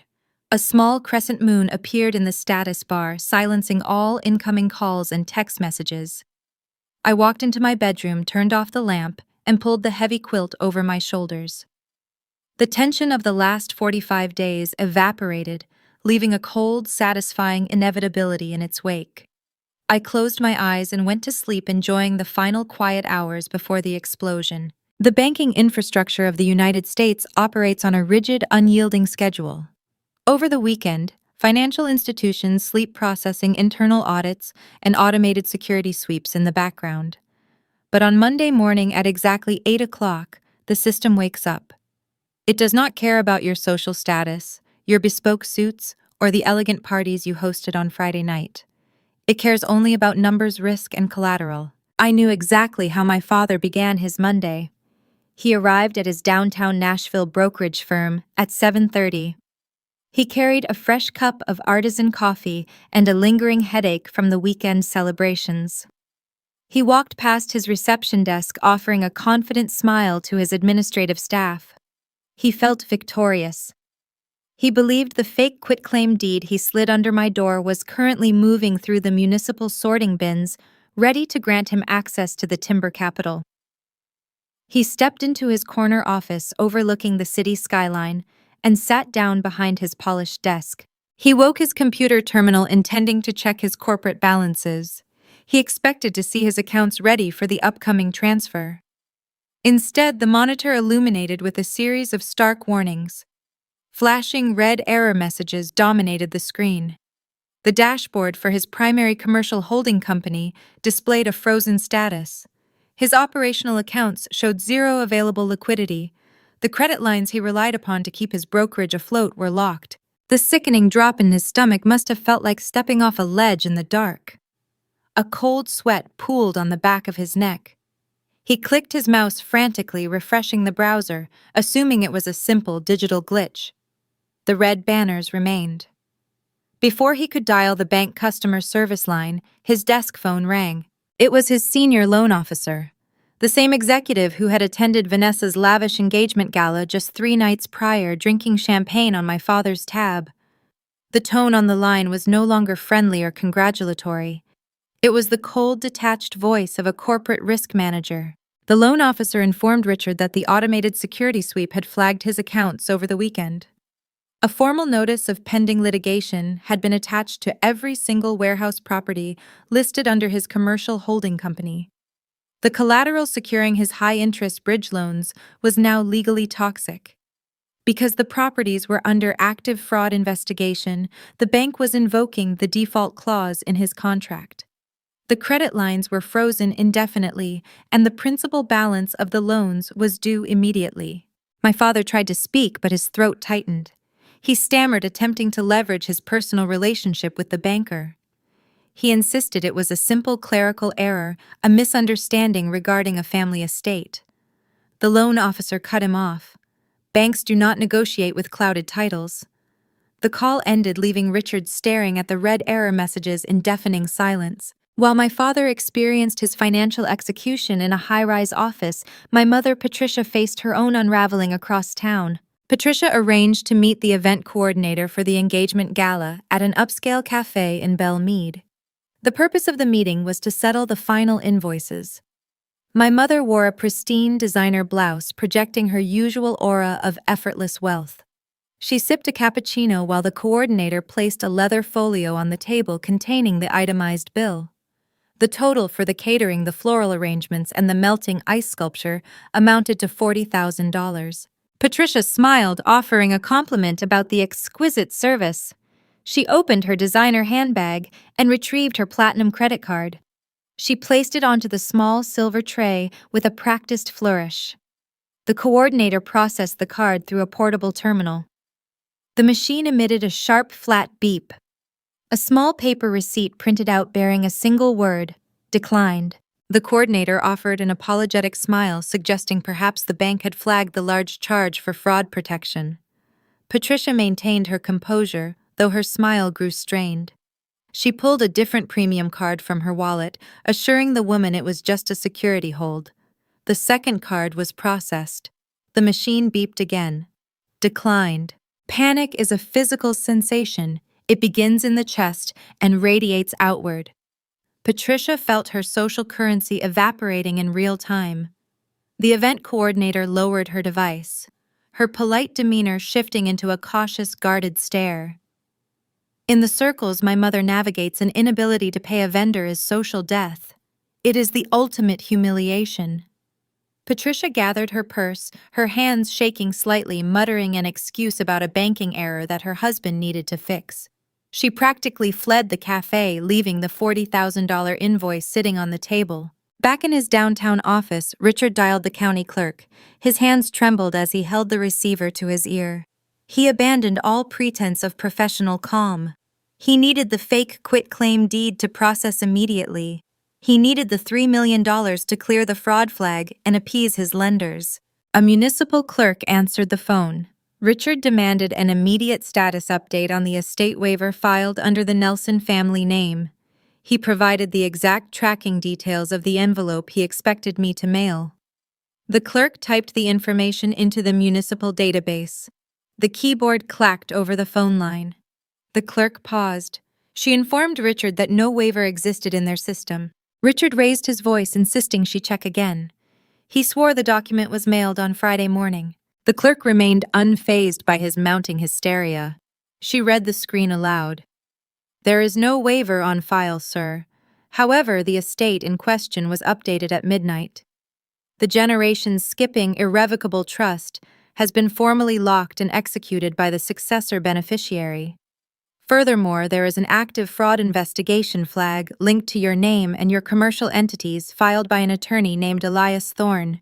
You have no legal access to this estate." The receiver slipped from Richard's hand, clattering onto his polished desk. The realization hit him with the force of a freight train. The documents I mailed were not his salvation. They were his execution. I had never intended to sign his forged paperwork. I had played the obedient daughter for 45 days, waiting for the exact moment his loans reached their maximum vulnerability before triggering the trap. He had financed a gala on stolen time, and now the bill was due. I sat at my desk in the logistics firm, watching the morning transit schedules update on my monitors. My coffee was warm. My office was quiet. At 8:15, my cell phone illuminated, resting on the edge of my desk. The screen displayed my father's name. I let it ring. The vibration buzzed against the wood surface. A moment later, a text message appeared. "Call me right now." 30 seconds later, my mother's name flashed on the screen. The phone rang until it hit voicemail. A text from her followed immediately. "Julia, there is a problem with the bank. Pick up the phone." Then came Vanessa. Her messages arrived in rapid, chaotic bursts. "Why is Mom crying? Did you not send the papers? My fiancé is asking about the venue deposit. Call Dad." I did not silence the phone. I left the screen facing up, allowing the notifications to stack one on top of the other. The glowing rectangle became a digital monument to their collapsing empire. Dozens of missed calls registered in red text. Frantic messages piled up, shifting from demands to pleas to outright terror.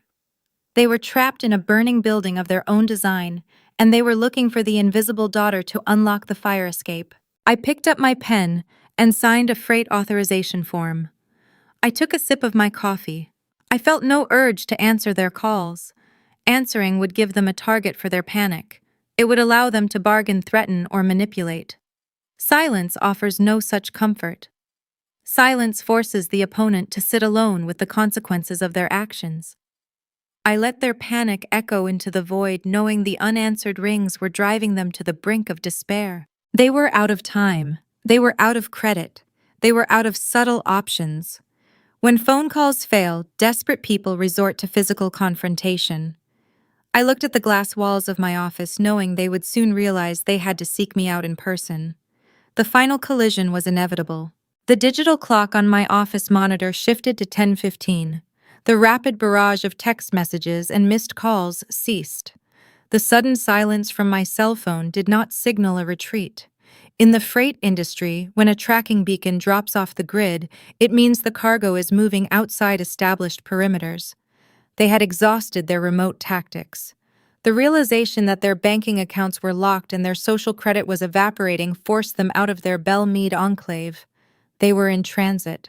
My logistics firm operates out of a sprawling industrial park on the outskirts of Nashville. It is a functional space. Forklifts operate in the adjacent warehouse. The administrative floor features scuffed linoleum drop ceilings and rows of cubicle partitions. It is an environment built for utility, lacking the polished marble and velvet drapery my family requires to feel comfortable. I sat at my desk reviewing a vendor contract. I was not alone in my glass-walled office. Elias Thorne sat across from me. He had arrived an hour earlier carrying a thick black leather portfolio. We were reviewing the finalized legal filings, verifying the exact status of the list pendants and the locked trust. Elias wore his standard charcoal suit, looking perfectly at home amidst the filing cabinets and whiteboards. He understands that true power resides in paperwork, not aesthetics. At 10:30, the heavy glass doors of the main reception area swung open. The sound carried across the open floor plan. My mother, Patricia, led the charge. Her arrival announced itself through the sharp staccato click of her designer heels striking the industrial linoleum. The sound was frantic, lacking her usual measured grace. She bypassed the reception desk, entirely ignoring the administrative assistant who stood up to intercept her. Richard followed close behind. The bespoke tuxedo from the gala was gone, replaced by a wrinkled dress shirt and a dark sport coat. He looked disheveled. The polished broker facade had cracked, exposing the terrified debtor underneath. His jaw was clenched, his eyes scanning the cubicles with frantic intensity. Vanessa brought up the rear. She looked exhausted, carrying a luxury handbag like a shield. The vanity she displayed at the bridal boutique had withered into raw panic. "Julia!" My father shouted, his voice echoing across the quiet office floor. It was a commanding boom designed to intimidate subordinates and force compliance. "Where is she?" Dozens of my colleagues stopped typing. Telephones continued to ring, but the low hum of workplace conversation died instantly. Gregory, my department director, stepped out of his office, frowning at the intrusion. My family brought their performative chaos into my sanctuary, attempting to use public embarrassment as a lever. They assumed a quiet, sensible supply chain manager would crumble under the threat of a public spectacle. They thought I would rush out to pacify them and withdraw the legal holds just to avoid drawing attention. I did not rush. I stood up from my ergonomic chair. I smoothed the front of my gray trousers. I looked at Elias. He nodded, picking up the heavy black portfolio from the desk. We walked out of my glass office together, stepping onto the main floor. Richard spotted me first. He marched forward, pointing a trembling finger. "What did you do?" he demanded, his voice trembling with a toxic mixture of rage and terror. "You call the county clerk right now. You fix this error. My accounts are frozen. The bank is calling my notes. You are ruining my business over a technicality." He stopped abruptly. His gaze shifted from my face to the man standing directly beside me. Richard is a commercial real estate broker. He navigates the Nashville legal system, attempting to secure zoning permits and bypass building codes. He recognizes the apex predators in his ecosystem. He knew the name Elias Thorne. Elias did not offer a handshake. He stood tall, holding the black portfolio, resting his other hand casually in his pocket. "Mr. Nelson," Elias said, his voice projecting a cool clinical authority that sliced through the heated air. "I am Elias Thorne. I serve as the legal executor for the Harrison Timber Estate and the primary counsel for the successor beneficiary. Any communications regarding the irrevocable trust, the frozen commercial assets, or the impending fraud investigation will be directed to my office." The color drained from Richard's face. The ruddy flush of anger vanished, replaced by a sickly pale gray. The realization hit him with physical force. He was not dealing with a confused daughter who hired a cheap tax accountant. He was facing a coordinated tactical strike orchestrated by a premier estate litigator.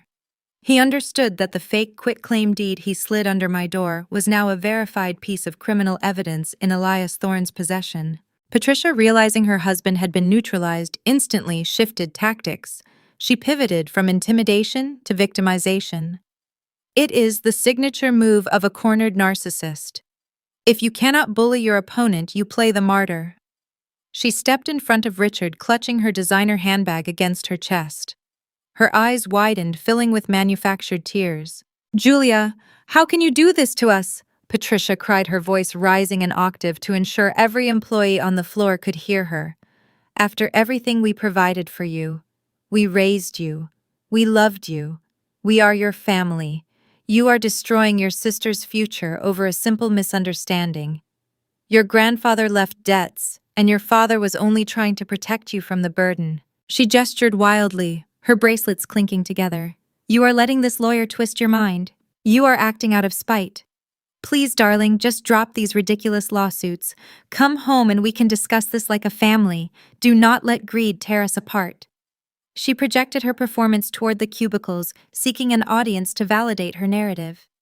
She painted me as the bitter, ungrateful child attacking her selfless parents. I stood perfectly still. I kept my face devoid of emotion. I did not cross my arms. I did not interrupt her. In the past, I might have tried to defend myself. I might have listed her cruelties, the country club debts, or the phone call she made to the Sterling Market's CEO trying to get me fired. But engaging with a tantrum validates the premise that there is a debate. Providing reasons implies the other party deserves an explanation. I let her scream. I let her voice echo off the drop ceiling. I let her exhaust her rehearsed lines. The silence that followed her outburst was heavy and profound. My colleagues watched the scene unfold. They did not see an unstable, hostile daughter. They saw a stoic professional standing her ground, while a frantic woman in expensive clothes unraveled in a linoleum hallway. By doing nothing, I allowed Patricia to demonstrate her own instability. Vanessa stepped forward, grabbing her mother's arm. "Mom, stop!" Vanessa whispered, shrinking under the stares of the office staff. "Everyone is looking." Patricia pulled her arm away, but the energy drained from her posture. She looked at me, waiting for my response. She expected me to yield to the social pressure. I looked at the three of them. They were bankrupt, exposed, and cornered. The elegant Belle Meade facade was stripped away, leaving nothing but terrified debtors. My mother finished her performance. The power dynamic in the room inverted entirely. I held the silent high ground. "If you are finished shouting in my workplace," I said, keeping my tone quiet and even, "we can conclude this business." I gestured toward the closed door of the main conference room located a few yards down the hall. "We do not negotiate in the reception area. If you want to see the exact nature of your misunderstanding, step inside." Richard swallowed hard, his Adam's apple bobbing in his throat. He looked at Elias, then back to me. He knew stepping into that room meant facing the end of his career, but avoiding it meant facing the federal authorities without a shield. He had no choice. Elias led the way, walking into the conference room and placing the black leather portfolio onto the center of the long table. I followed, taking a seat near the head of the room. Richard, Patricia, and Vanessa walked through the door, dragging their feet like condemned prisoners walking to the gallows. I reached over and closed the heavy glass door, shutting out the stares of the office staff. The sound of the buzzing warehouse faded away. We were sealed inside a quiet professional arena. They came here expecting to break my resolve using guilt and intimidation. They thought they could force me to withdraw the legal holds. They did not know that Elias brought the portfolio specifically to deliver the final killing blow. The documents resting inside that leather case contained the full forensic accounting of the timber estate, the proof of their sabotage, and a final handwritten message from my grandfather. The physical confrontation had failed. The emotional manipulation had failed. Now they had to sit across the table and face the undeniable documented consequences of their own actions. Elias opened the metal clasp of the portfolio, preparing to expose the deepest secret of the Nelson family. The heavy glass door clicked shut, sealing the five of us inside the private conference room. The ambient hum of the warehouse floor vanished, instantly replaced by the sharp, sterile silence of a corporate battleground. I took my seat at the head of the long table. Elias Thorne stood near the whiteboard, placing the thick black leather portfolio onto the polished wood grain. Richard walked to the far end of the room, refusing to sit. He adjusted the lapels of his wrinkled sport coat, attempting to project the authority he had hemorrhaged in the reception area. He planted his hands on the table, leaning forward in a posture designed to intimidate. "Lift the property, freeze!" Thorne. Richard demanded, his voice echoing off the glass walls. "You have overstepped your legal bounds. I am Harrison's eldest son and the rightful patriarch of this family. I possess a signed power of attorney granting me administrative control over the estate. Whatever manipulative game my daughter is playing ends today. You will release the commercial holds, or I will report your firm to the state bar for filing a frivolous injunction." Elias did not blink. He operated in a realm of documented facts immune to theatrical bluster. He unfastened the metal clasp of the portfolio. The harsh overhead fluorescent lighting reflected off the glossy documents as he extracted them from the leather casing. He laid the papers flat, arranging them with geographic precision. "You do not possess a valid power of attorney, Mr. Nelson," Elias stated, his tone dropping the temperature in the room. "You possess a fraudulent instrument drafted to bypass the probate court. And the injunction I filed is not frivolous. It is supported by a staggering mountain of actionable evidence." Elias pushed the first stack of papers across the long table. "Let us begin with the foundation of your current financial crisis. This is a comprehensive forensic accounting report tracking the timber distribution accounts over the past 7 years. Richard stared at the top page.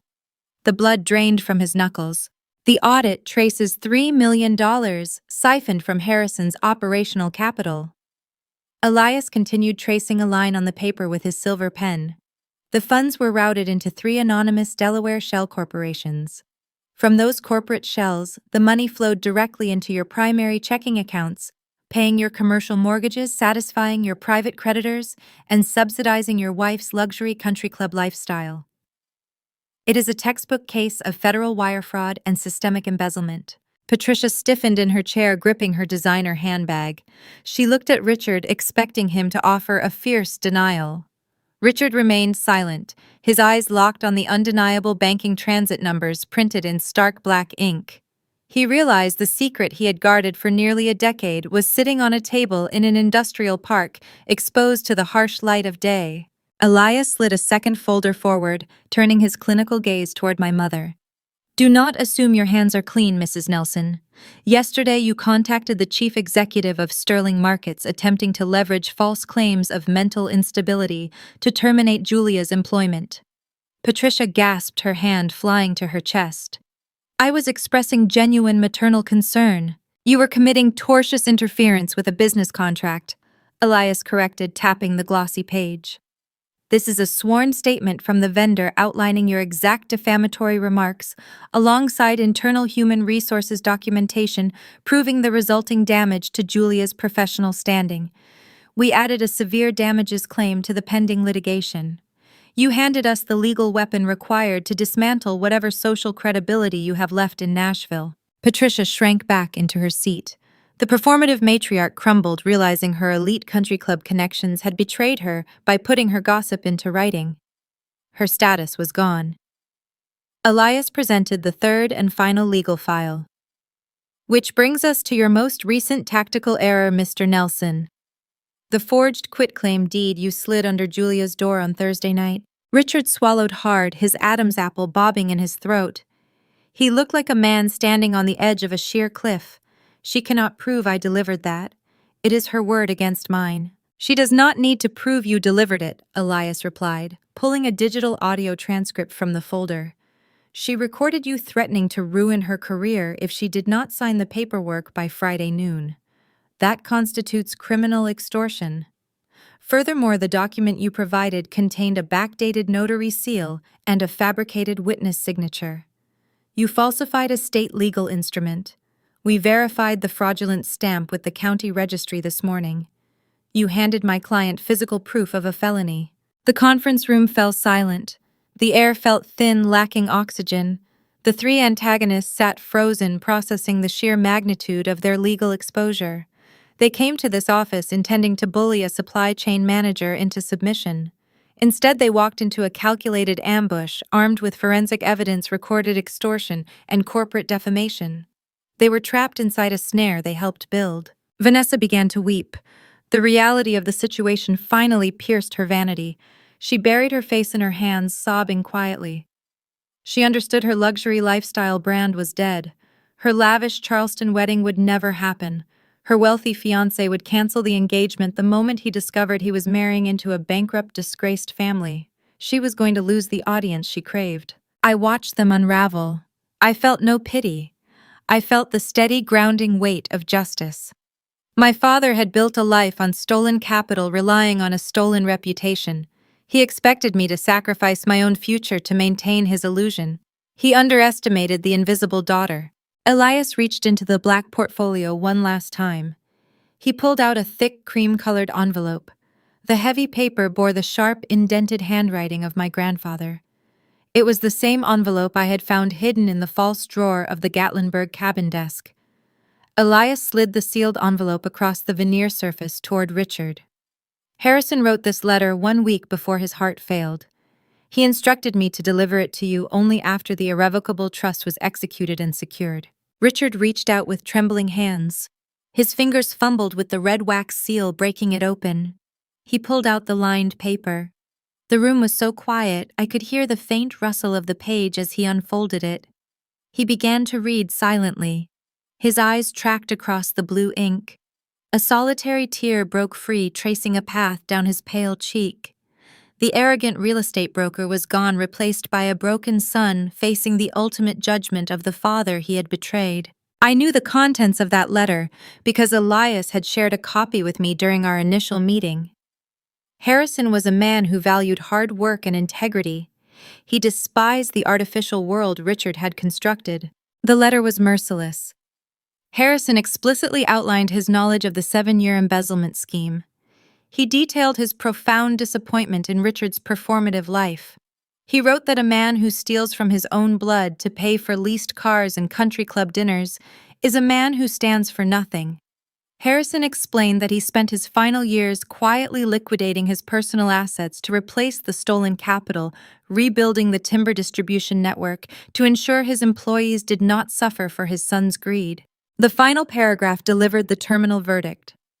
Harrison wrote that he established the generation-skipping trust to protect the empire he built. He bypassed the son who viewed the land as a bank account and left the legacy to the granddaughter who understood the value of the soil.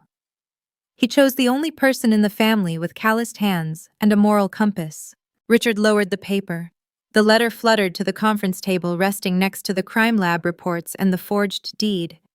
He looked at me, his eyes hollow red and defeated. He had nothing left to leverage. His bank accounts were frozen. His properties were clouded by litigation. His reputation was ruined. The father he stole from had engineered his downfall from the grave, using the daughter he ignored as the executioner. Julia, Richard whispered, his voice cracking into a pathetic rasp. Please, the lenders will take everything. I will go to jail. He was begging. The patriarch who had threatened to drag me into probate court and ruin my life was now pleading for mercy. He wanted me to lift the holds. He wanted me to call Elias off and grant him the stolen inheritance to save his skin. I sat at the head of the conference table. I kept my hands folded in my lap. I looked at the man who had authorized a campaign of psychological warfare against me for 45 days. I looked at the mother who had tried to sabotage my career. I looked at the sister who had mocked my wardrobe using stolen money. I leaned forward, resting my elbows on the polished veneer surface. I did not raise my voice. I spoke with the calm, measured tone of a logistics manager finalizing a closed account. "You did not just lose the 3 million, Dad," I said. "You lost your freedom." The air in the conference room turned heavy and stagnant. Richard stared at me, his mouth opening and closing, but no sound emerged. Elias Thorne did not allow the silence to stretch into a debate. He pulled a final stapled document from the depths of his black leather portfolio and centered it on the polished wood table. Elias explained the exact mechanics of the justice system with a tone devoid of sympathy. The forensic accounting report tracking the stolen timber capital was already sitting on the desk of the district attorney. The backdated quitclaim deed was categorized as a falsified state instrument. Richard was facing multiple counts of wire fraud, extortion, and forgery. The federal sentencing guidelines for financial crimes of that scale carry severe mandatory minimums. Richard was looking at a decade inside a federal penitentiary. My father gripped the edge of the conference table, his knuckles turning white. The sophisticated Nashville broker was gone. Only a terrified debtor remained, facing the crushing weight of the legal machinery he thought he could outsmart. Elias offered a singular, brutal off-ramp. The irrevocable trust would agree to a civil restitution settlement and recommend leniency to the prosecutor, preventing a maximum federal sentence. In exchange, Richard had to sign over the remaining equity of his commercial real estate holding company directly to the timber estate. Every warehouse, every office building, every square foot of collateral he possessed would be transferred to my grandfather's trust to satisfy the stolen debt. Richard looked at the settlement agreement. He had spent his entire adult life building a real estate empire using stolen money. He had prioritized the appearance of wealth over the integrity of his own family. Now the very foundation of his identity was being stripped away to keep him out of a prison cell. He reached out with a trembling hand and picked up the silver pen resting next to the document. The room was deathly quiet. The only noise was the sharp scratching sound of the pen tip dragging across the heavy paper. Richard signed his own financial death warrant. I watched him shrink. The expensive bespoke sport coat he wore suddenly looked a size too big, hanging loosely off his defeated frame. He had surrendered everything. The meeting concluded without another word. My parents and my sister walked out of the logistics office, returning to a world that was about to eject them entirely. The fallout from the legal execution was swift, severe, and unforgiving. In the logistics industry, when a major vendor defaults on a contract, the resulting shockwave ripples through the entire supply chain. The Nashville high society ecosystem functions on the exact same principle. Gossip moves faster than freight, and the social elite are ruthless risk managers. They amputate liabilities to protect their own reputations. Patricia experienced her social exile less than 48 hours later. She attempted to attend her regular Tuesday morning charity luncheon at the prestigious country club. She arrived wearing a designer dress intending to project an aura of calm stability. She expected her peers to greet her with the usual hollow air kisses and polite inquiries. Instead, the general manager intercepted her in the opulent marble lobby. He spoke in hushed, discreet tones, informing her that the executive board had convened an emergency meeting that morning. The news of the frozen bank accounts, the unpaid $40,000 catering invoice, and the pending fraud investigation had reached the club president. The board formally revoked her premium membership, citing a violation of their conduct bylaws. Patricia demanded to speak with her friends on the committee. The general manager simply shook his head and gestured toward the exit.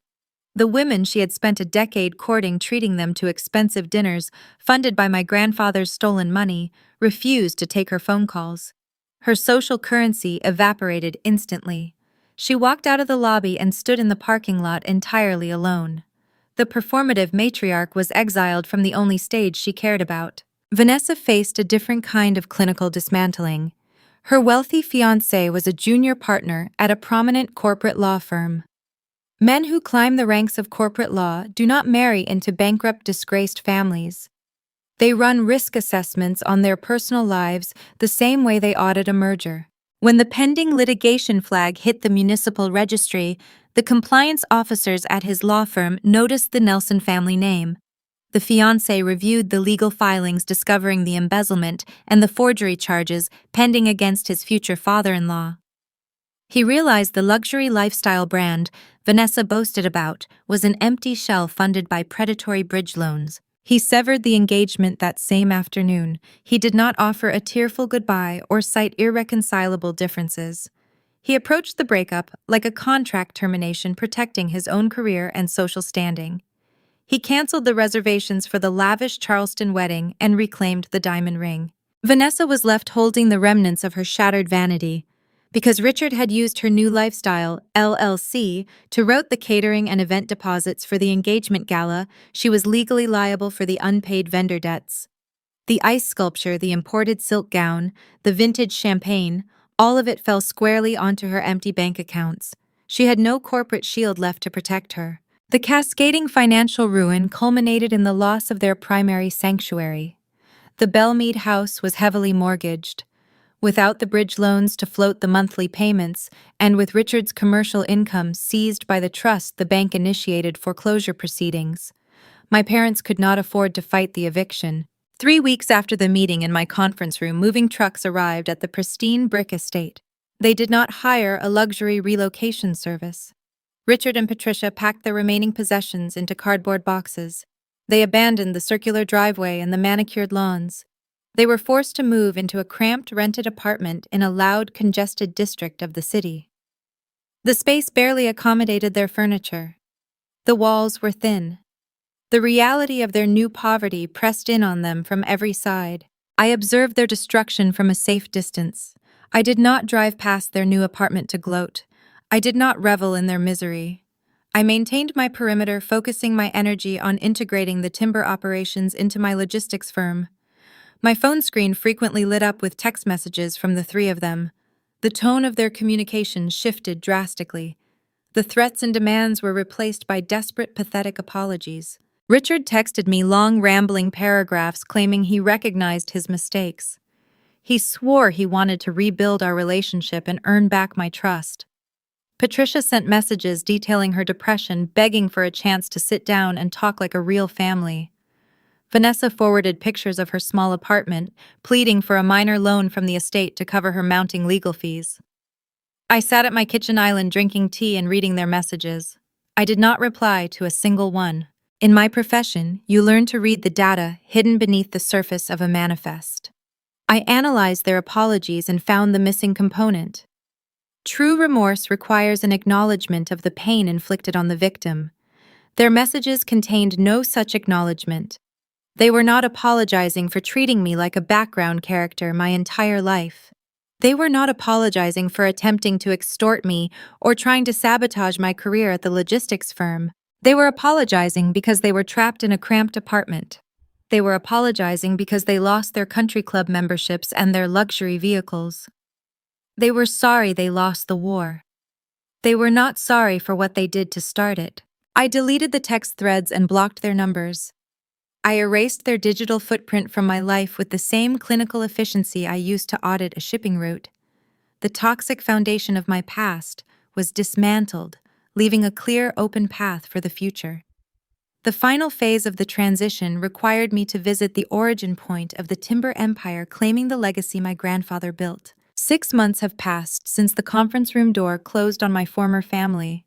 The seasons turned, shifting the brutal Tennessee summer into a crisp, clear autumn. I am standing on the wraparound porch of the Gatlinburg cabin, breathing in the sharp scent of fresh-cut cedar and damp earth.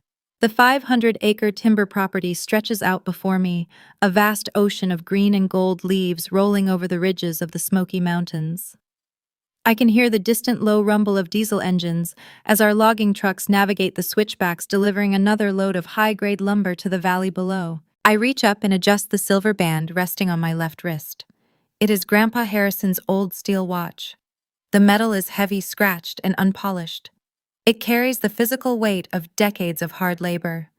I wear it every single day as a grounding mechanism. It reminds me that time is the most valuable currency a person can possess. My father wasted his time performing for strangers in country clubs. I used my time to build an impenetrable fortress. The corporate lawsuits, the frantic text messages, and the desperate apologies are entirely in the rearview mirror. I integrated the timber distribution routes into my own supply chain logistics firm, creating a seamless, unified network. I did not just maintain the estate, I optimized it. I introduced modern freight tracking software to the logging trucks, eliminated fuel inefficiencies, and secured lucrative new contracts with sustainable lumber mills across the Southeast. I replaced outdated machinery with modernized equipment, enhancing the safety and yield of our field crews. Within half a year, the operational value of Harrison's legacy doubled. I now run a multi-million-dollar enterprise, dividing my weeks between the downtown Nashville office and the quiet sanctuary of the mountains. I achieved this growth because I applied the same cold clinical precision to the business that I applied to my family. When you remove the emotional noise from a system, you can identify the exact points of failure. Society conditions us to believe that shared DNA mandates unwavering loyalty. We are taught to forgive endless transgressions simply because the person hurting us shares our last name. We are expected to absorb their debts, tolerate their insults, and sacrifice our own stability to keep their illusions alive. We are told to keep the peace even when the peace is slowly destroying us from the inside out. I reject that premise entirely. Blood is a biological accident. It is a starting point, not a binding contract. Real loyalty is earned through mutual respect and shared integrity. Harrison understood that truth. He recognized that a bloodline poisoned by greed must be pruned so the healthy roots can survive. He handed the axe to me, and I swung it without hesitation. The most potent lesson I carry from this war is the devastating power of silence. Arrogance thrives on engagement. People like my mother and sister demand an audience. They need you to argue with them, to cry to defend yourself because your reaction validates their perceived superiority. When you refuse to speak, you starve them of their primary fuel source. You force them to sit alone in a quiet room with the undeniable reality of their own failures. I did not need to scream to win. I let the municipal codes, the bank ledgers, and the law do the talking for me. But the story holds one final piece of logistical accounting. In the business of supply chain management, you always secure a return on your investment. You never leave viable assets sitting idle on the board. When Richard signed his commercial real estate equity over to the trust to avoid a federal prison sentence, he surrendered the corporate shell of the Bell Mead Commercial Group. The entity was drained of capital, but the legal structure remained intact and under my direct control. A few months ago, the bank formally foreclosed on my parents' luxury brick estate. The property went to a public municipal auction on the courthouse steps. It is standard procedure for foreclosed luxury homes to sell for a fraction of their market value, especially when the previous owner leaves behind a trail of clouded titles and unpaid property taxes. I instructed Elias Thorne to attend the auction representing my newly acquired commercial holding company. I gave him a specific budget funded by the newly optimized timber yields. He stood on the courthouse steps amidst a crowd of local investors and placed the winning bid. He purchased the exact house my parents used to flaunt their wealth using the very corporate entity my father formed to embezzle money. I bought their castle for pennies on the dollar, securing the deed in my own name. I had no intention of living in a structure tainted by their vanity. An empty house is a stagnant asset. I needed to generate a reliable revenue stream to offset the initial purchase cost. I reached out to the event coordinator my mother had stiffed for the $40,000 engagement gala invoice. She is a brilliant, resourceful woman who lost a significant amount of capital due to Patricia's fraud. I invited her to Elias Thorne's office and placed the keys to the Bell Mead estate on the table. I offered her a long-term commercial lease on the property at a highly favorable rate. She transformed the sprawling mansion into an exclusive high-end venue for corporate retreats and boutique weddings. She runs a thriving business out of the same dining room where my parents tried to steal my inheritance. The lease payments she sends me every month funnel directly back into the timber estate, funding new trucks and better wages for the logging crews. I turned the monument of their greed into a sustainable asset for the people who actually perform hard, honest work. Every time a wealthy Nashville bride books a reception at that estate, my parents are forced to watch from their cramped rented apartment, knowing their former kingdom now finances my grandfather's legacy. It is the ultimate logistical triumph. The ledger is perfectly balanced.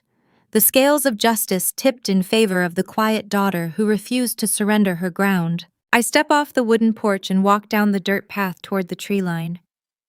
The sun dips below the mountain peaks, casting a brilliant array of orange and violet across the sky. The evening air grows cold, but I do not shiver. I feel rooted to the soil beneath my boots.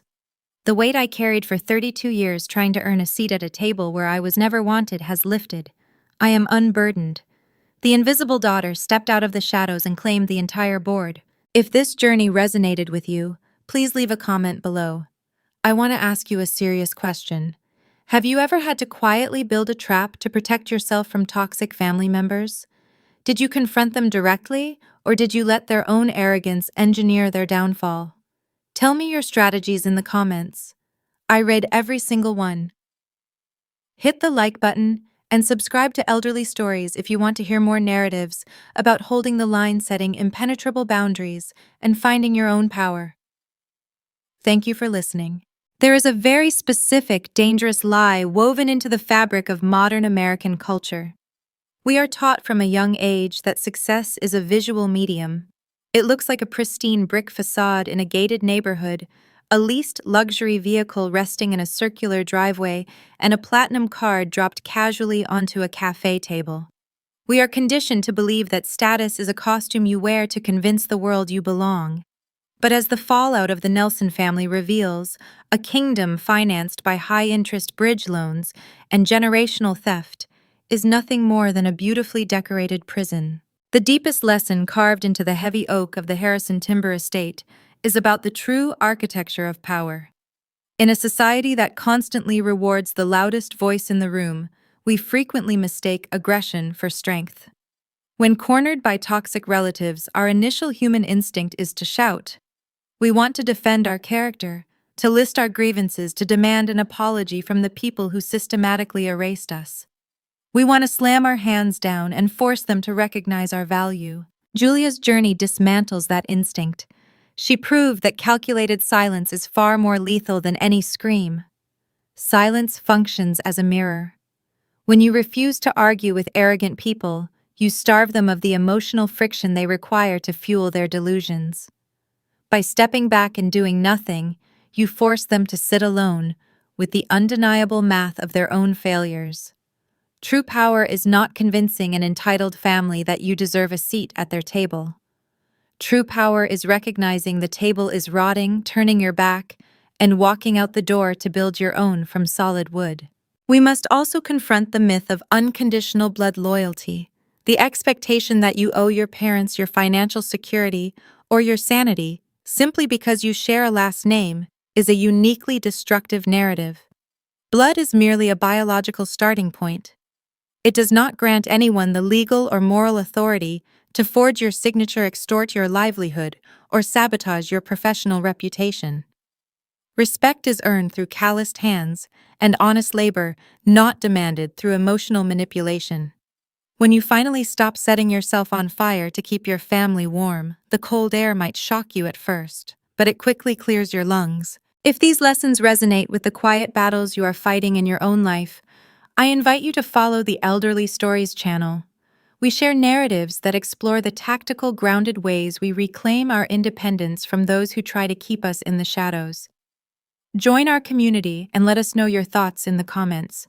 Ultimately, the story of the stolen inheritance leaves us standing on the edge of a vast, quiet forest. You watch the sun dip below the mountain ridge, feeling the crisp, sharp wind against your face. It makes you wonder about the locks on your own doors. How many emotional bridge loans are floating the relationships in your life? How many forged promises are you accepting just to maintain the illusion of family harmony? The trap is always waiting to be sprung, whether it takes the shape of a legal document filed at midnight or simply the quiet moment you decide to stop answering the phone. You can keep paying the toll to walk on a crumbling foundation, Or you can step off into the woods, embrace the heavy silence, and finally see what grows in the dirt you actually own. The choice is yours, hovering just out of sight.